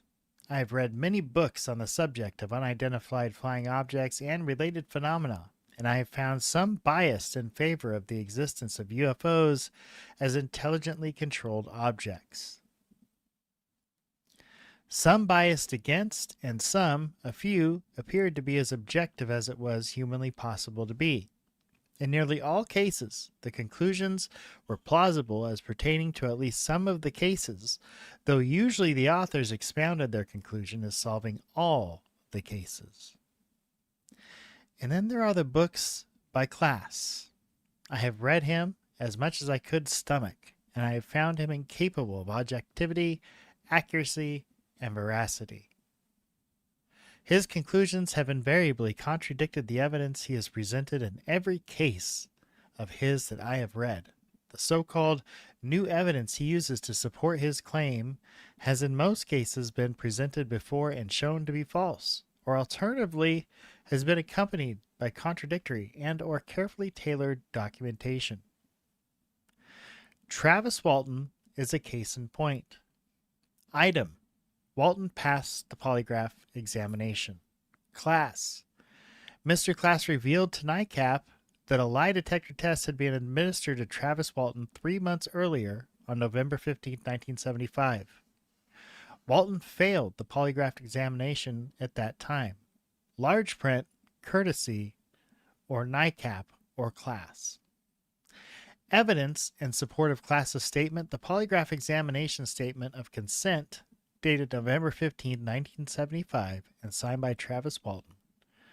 Rebuttal: if in fact such a document exists and is in fact legitimate, it does not prove Walton took the test. It only proves he wanted to take it at that time. McCarthy's written report to the National Enquirer dated November 16, 1975, which includes his conclusion that the UFO account was a hoax. Rebuttal: a legitimate polygraph report does not include a statement of conclusion by the examiner. It includes the questions asked, the answers given, and the subject's veracity as indicated by the machine to the operator. The latter is a subjective evaluation by the operator based upon his training and experience, but does not support a conclusion. Otherwise, an accomplice in a bank robbery would get off scot-free because the examiner concluded that he didn't shoot the teller. Statement in the text attributed to a written report submitted to the National Enquirer by McCarthy attempting to perpetrate a UFO hoax, and that he has not been on any spacecraft. Rebuttal: the very incompleteness of this sentence quoted indicates that it was taken out of context and carefully trimmed to indicate what Class wanted it to indicate. It is more likely a statement of the preconceived notions of the examiner than it is an admission by Walton. This is a prime example of Class's technique. The voucher receipt from the National Enquirer payable to McCarthy Arizona Polygraph Laboratory dated January 4, 1976 for Travis Walton's UFO incident. Rebuttal: But was Travis Walton the one examined? And if so, when? Vouchers paying for commercial service normally indicate the date upon which the service was performed, or was this voucher for payment in advance of some service?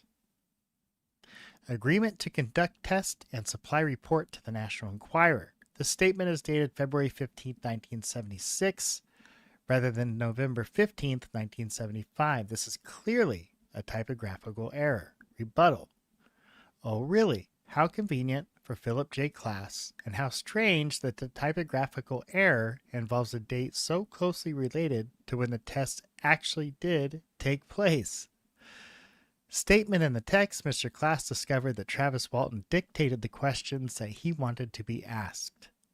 And then, third sentence down the column, he, Mr. Tomazel, stated that it is perfectly proper for the sponsor of a test, APRO, to indicate the areas which should be explored. Rebuttal. Well, which statement should we believe? Statement in the text. However, Mr. Zell in later correspondence with Mr. Klass stated, because of the dictation of questions to be asked, this test should be invalidated. Rebuttal. Which test? The one allegedly conducted by McCarthy? The one allegedly conducted by Pfeiffer? Or some other test related to the witnesses? Or what? Does this statement support Klass, or does it support Walton? The reactions on the charts, to my way of interpretation, would not be readable. You would not be able to say if he, Travis Walton, is telling the truth or if he is lying. If this question is accurate, then it leaves two questions unanswered. It is ever possible to read the charts as a latter date and attempt to make sense of them? And does Mr. Tomazel make a practice of second-guessing his trained employees? This point may seem picayunish, but it indicates to me the length to which Klass will go to ferret out a statement, any statement, that can be turned around to support Klass. Corroborating witnesses, polygraph examinations, statement in text. That one question about the UFO does not make it a valid test as far as verifying the UFO incident. Rebuttal. Quite true. But neither does it make the test invalid as far as verifying the UFO incident. As a matter of fact, the statement has no bearing at all on the UFO incident. It was inserted to help promote the climate of disbelief in the reader and serves no other purpose. Walton's character. On May 5th, 71, Travis Walton and Charles Rogers pleaded guilty to first-degree burglary and forgery charges. This information was revealed by Travis Walton himself during a preliminary discussion with the polygraph examiner, Mr. McCarthy, and confirmed by state authorities. At the time of the report, there is no indication that Walton was continuing his youthful misbehavior. Rebuttal. Then why mention it? Except to further create an atmosphere of disbelief unsupported by the facts. In 1971, Walton would have been 16 or 17 years of age, a juvenile. What has that got to do with the UFO incident nearly 5 years later? A statement to the effect that Mike Rogers masterminded the hoax to give him a legal basis for terminating his money-losing contract on the grounds that his crew would not return to the work site out of fear, allowing Rogers to collect the withheld funds and pay his crew. This argument is invalid on 2 points. The contact between a government agency and a company is not affected by breach of contract between the company and its employees. Thus, the alleged UFO incident would not give Rogers a legal basis for terminating his contract unless it was written into his contract, which was not stated. Rogers did not collect the withheld funds, did he? If he had, I'm sure Klass would have pounced on it. Summary statement in the text. Mr. Klass stated that one possible explanation for the reaction of Rogers and the members of his family is that they knew the incident was a hoax and that Travis was safe in a terrestrial hideout rather than aboard an extraterrestrial spacecraft that might be taking him to a distant world from which he might never return. Rebuttal: one possible explanation. A favorable tool of the dissenter to assert that one particular explanation is possible and then to go on as though that explanation is the only possible one. Eric von Daniken, whatever the merit of his work, did the same thing repeatedly, as does Class. There are a number of other possible explanations, including the one that the family and friends of Walton and the work crew did not react as Class suggested at all, a possibility which will be acceptable to anyone who heard the tapes of the first interviews with Mrs. Kellett, Mike Rogers, and the other members of the work crew.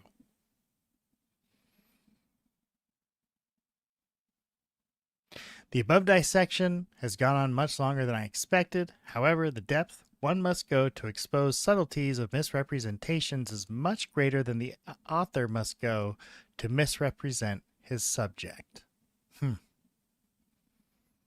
It is a tiresome endeavor, and one which I hope to avoid in the future.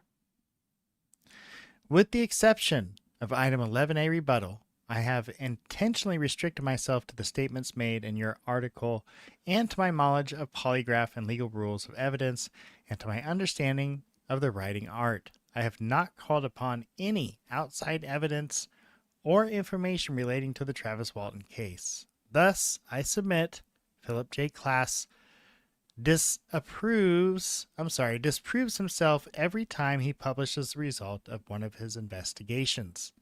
It has been said before by one more illustrious than I, and it shall no doubt be said again as long as Class continues to publish. Class dismissed. P.S. I do not wish to be associated with an organization so indifferent to in-depth investigation and fair reporting. Please consider my resignation as a member of NICAP as being effective immediately. Wow.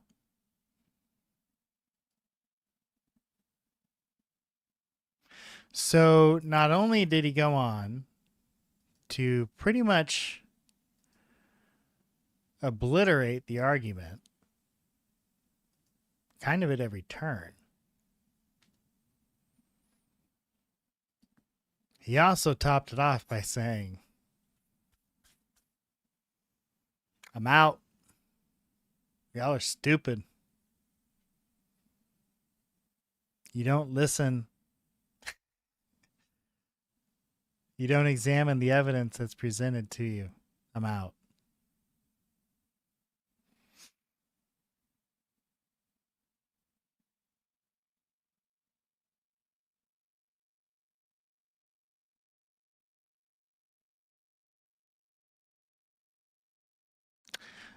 This was a letter, it looks like, from Dr. Hynek, the Director of Center for UFO Studies,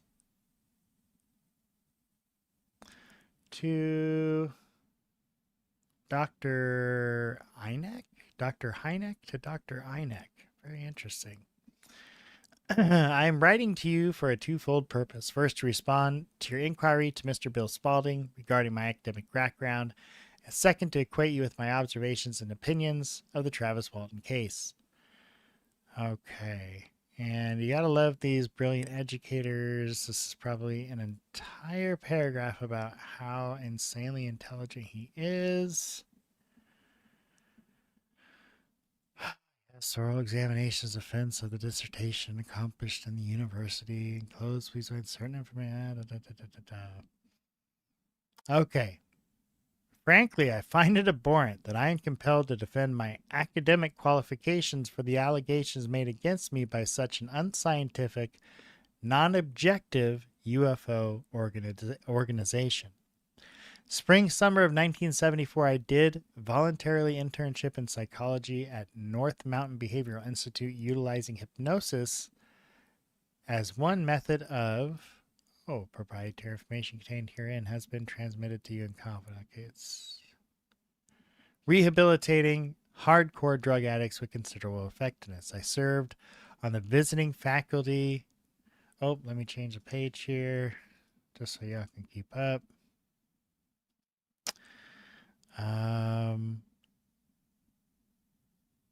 Okay, so it looks like he worked on drug rehabilitation.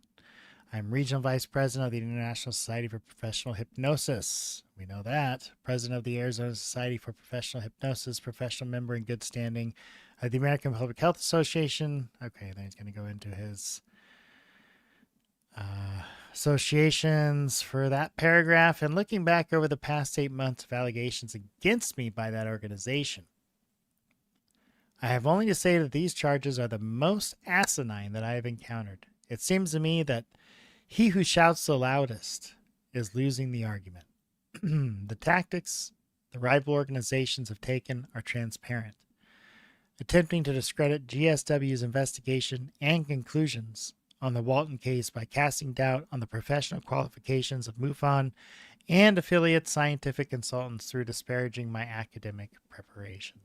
However, be that as it may, I feel certain that the developments in the Travis Walton case would have been somewhat different if at the same time I had been able to corroborate my opinion with the psychiatrist's evaluation I was trying to obtain, not getting medical help only as the Waltons assumed. I phoned Jerry Sibnaski, MD, psychiatrist, that morning, November 11th, 1975, shortly after 10 a.m. in order to get his medical opinion in evaluating these individuals. Had his schedule not been booked solid, we would perhaps not have had all this nonsense to go through. As a result of my call, Dr. Szymanski attempted to reschedule his appointments to work the Waltons in as soon as possible. By the time he called back, by my watch, to say that the best he could do would be to see them during lunchtime. At about 12:30, they had left my office, and I was not able to contact them again for any further evaluation. The sequence of events can be substantiated by Dr. Szymanski. Travis Walton's appearance, condition, and behavior at the time he and his brother were seen by me in my office warranted my assertion of his drug involvement. Bloodshot eyes, dilated pupils, fresh red puncture marks on the right arm, withdraw from reality, non-responsive to direct questions, simply sitting in a slumped position, holding his head in his hands, apparently staring at the floor, not answering any questions for the first part of the session. Okay.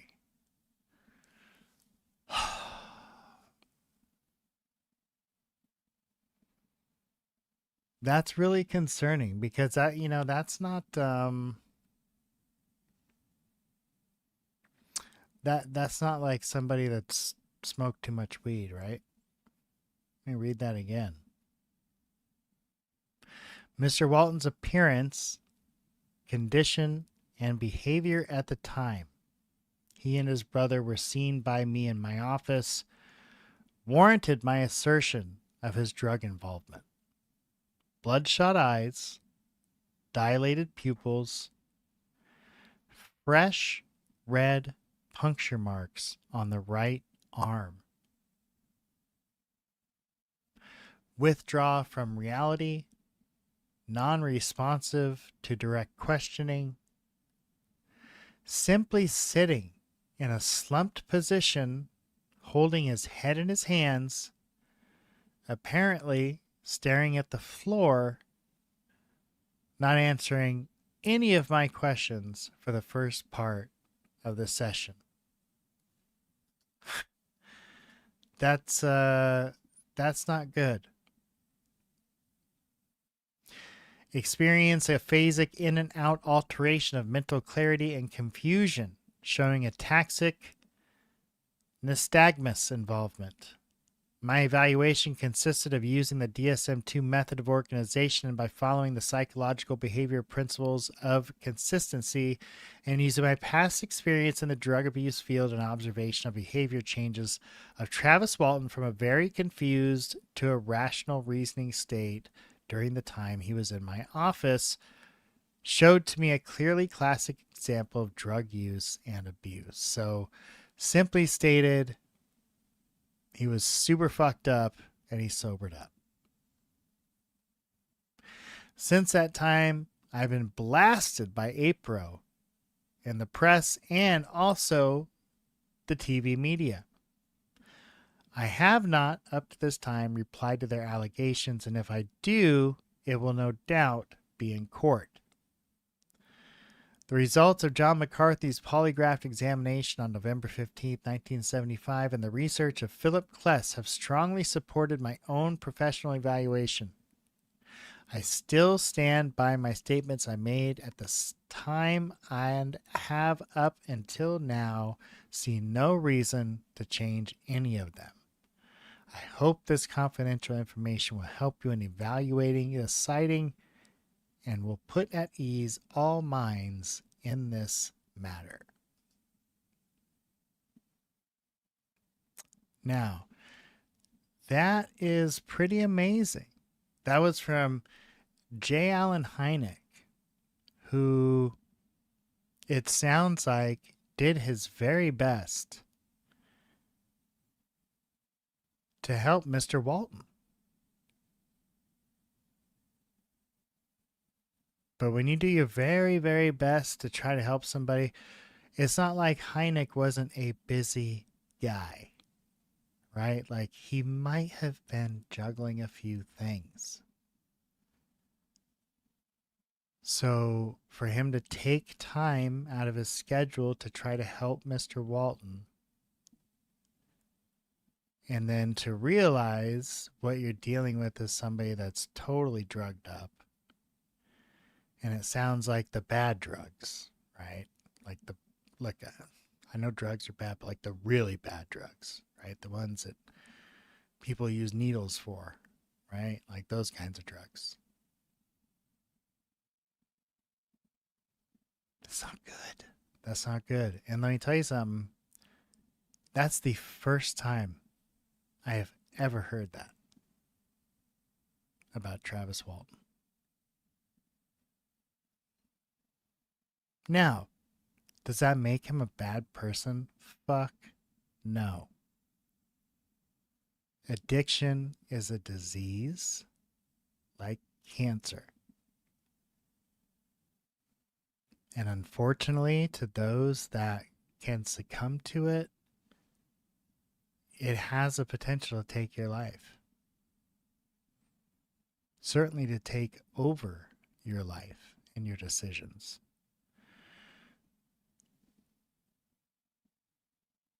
So that particular part of the paper, what did that teach us? That taught us Travis Walton was human. Okay. Fair enough. So what we're going to do, we're going to watch a little bit more of this interview with Ryan Gordon. And then we're probably going to close it down shortly after that. And I think we're going to be definitely having more spaces on this topic because we literally have hundreds and hundreds of these pages to go through. I mean, what we just went through was a very small sample of the documents we have to go through. And again, the author of that document, J. Allen Hynek. Right? So, we're going to go ahead and check out this video here. Possibly.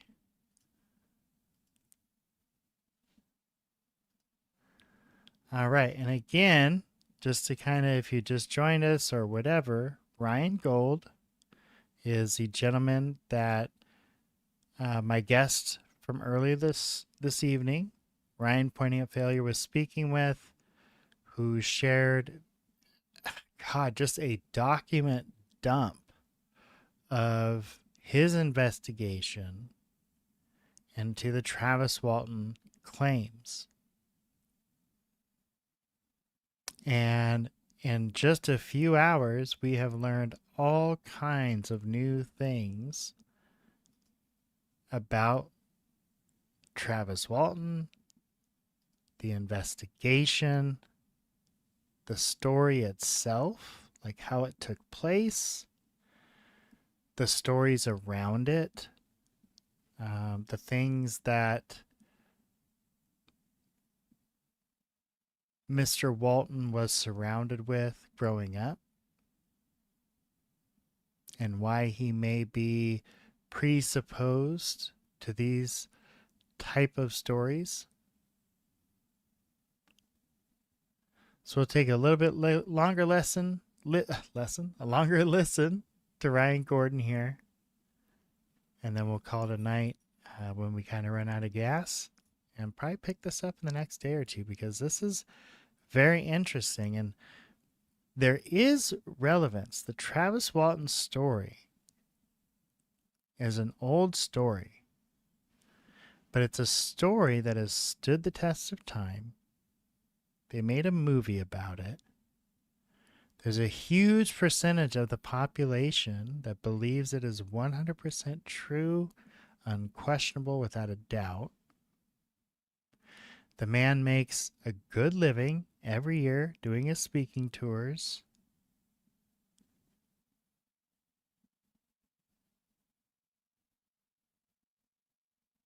Why do we have a problem with that? Because if it's a lie and you're selling it as a truth, that's dishonest. Like, if you were saying this is a story that was inspired by what happened to me in the woods, or a story that was inspired by my time working in the woods, then that would be one thing. But to say, this is a true story, this is how it went down, and to flat out lie about it is something completely different. And how does that relate to today's disclosure? Well, think about it. We have these folks that say they're whistleblowers standing in front of Congress, putting up their right hand, swearing under oath to God to tell the truth, the whole truth, and nothing but the truth. How many years go by before we find out so many of them were lying to us for personal gain?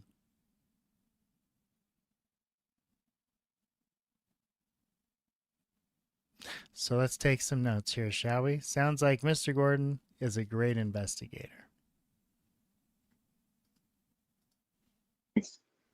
He is not hesitant to express his disbelief of the Walton story. He predicted Monday that one of these days, Travis is going to come walking in here with a wild story about a ride in a flying saucer. Like, what? Flake believes the incident was engineered by the brothers. This is a thing.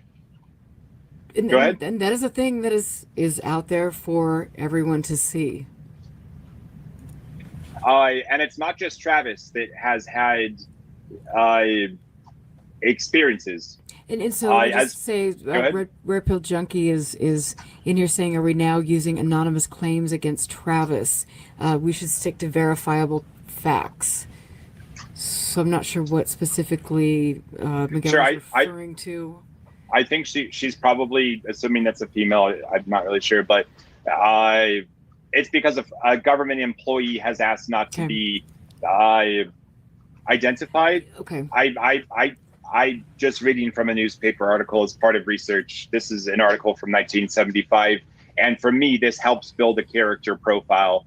I sure it's entirely fake that this is a bogus statement, but you have to ask yourself, what is more believable, that somebody was chased by a UFO repeatedly or a government official lied?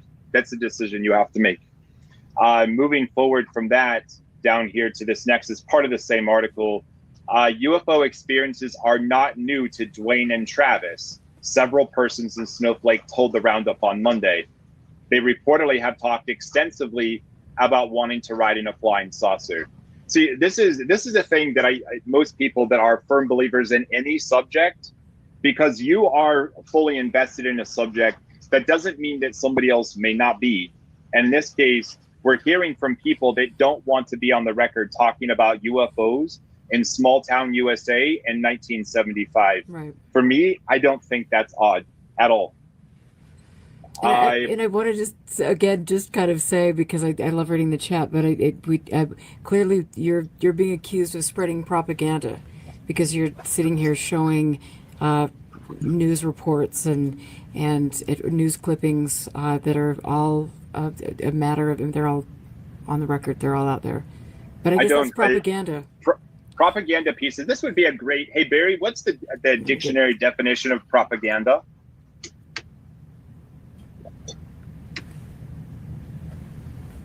Oh, Barry, we've got to unmute you. Hang on. Okay, propaganda. Oh, propaganda. I give me about 10 minutes and I can get one for you. Sweet. Okay. Anyhow, again, when we're building character profiles in the entertainment business, we are looking for public perception of an event. That's it. And again, I find these to be useful in my gathering of evidence. Fred Sylvanus, I believe folks have heard of that, or excuse me, heard of him. He is quoting Mike Rogers here. I saw one almost identical to what they, meaning Mike Rogers and the other crew, described for a period of almost 30 minutes in broad daylight about 12 years ago at 1 o'clock in the afternoon, about 8 miles from this location right here, meaning the site where Travis was allegedly abducted. And it followed me around these woods for about 30 minutes. It was never more than 200 feet away from me at any time. This is a direct quote, obviously, that has a name, and I think that I like the subject or the title of this slide is that UFOs definitely love the Walton family. I found this quote, and this is also in speaking with Fred Sylvanus, where Travis and I discussed this many times at great length. And we both said that we would immediately get as directly under the object, meaning the UFO, as physically possible. We discussed this time and time again. The opportunity would be too great to pass up, and at any cost except for that of death, make contact with them and whoever happened to be left on the ground. If one of us didn't make the grade, to try to convince whoever was in charge of the craft to come back and get the other one. He, meaning Travis, performed just as we said we would, and he got directly under the object, and he's received the benefits for it. As the slide says, UFOs love the Waltons, and I find it to be fascinating. You know, Erica, you've been in this community for quite some time. Have you ever run into another group of people that have so many experiences repeatedly like this? I mean, no. And I definitely will ask Barry about that when we bring him back in, because Barry is the historian and archivist who knows more than most people on the planet about this subject. But it is highly unusual to have all of these events and people wanting to have UFO experiences and this on the record. So, yeah, I think absolutely. That is unusual. But let me ask a question while we wait for Barry, and we're going to get into Gentry here next. But let me pull back up the chat window, because I'm just fascinated to hear. Let me add Barry back in really quick. Okay, we're not going to get to Barry and do Gentry next, because this is very interesting, y'all. Travis Walton has implied that when he was driving on I-5 with his, I think it was girlfriend at the time, who was pregnant. I think she was very pregnant, actually. That they saw a triangle craft and insinuated it stole the baby out of his girlfriend's stomach. This was a story that Travis told.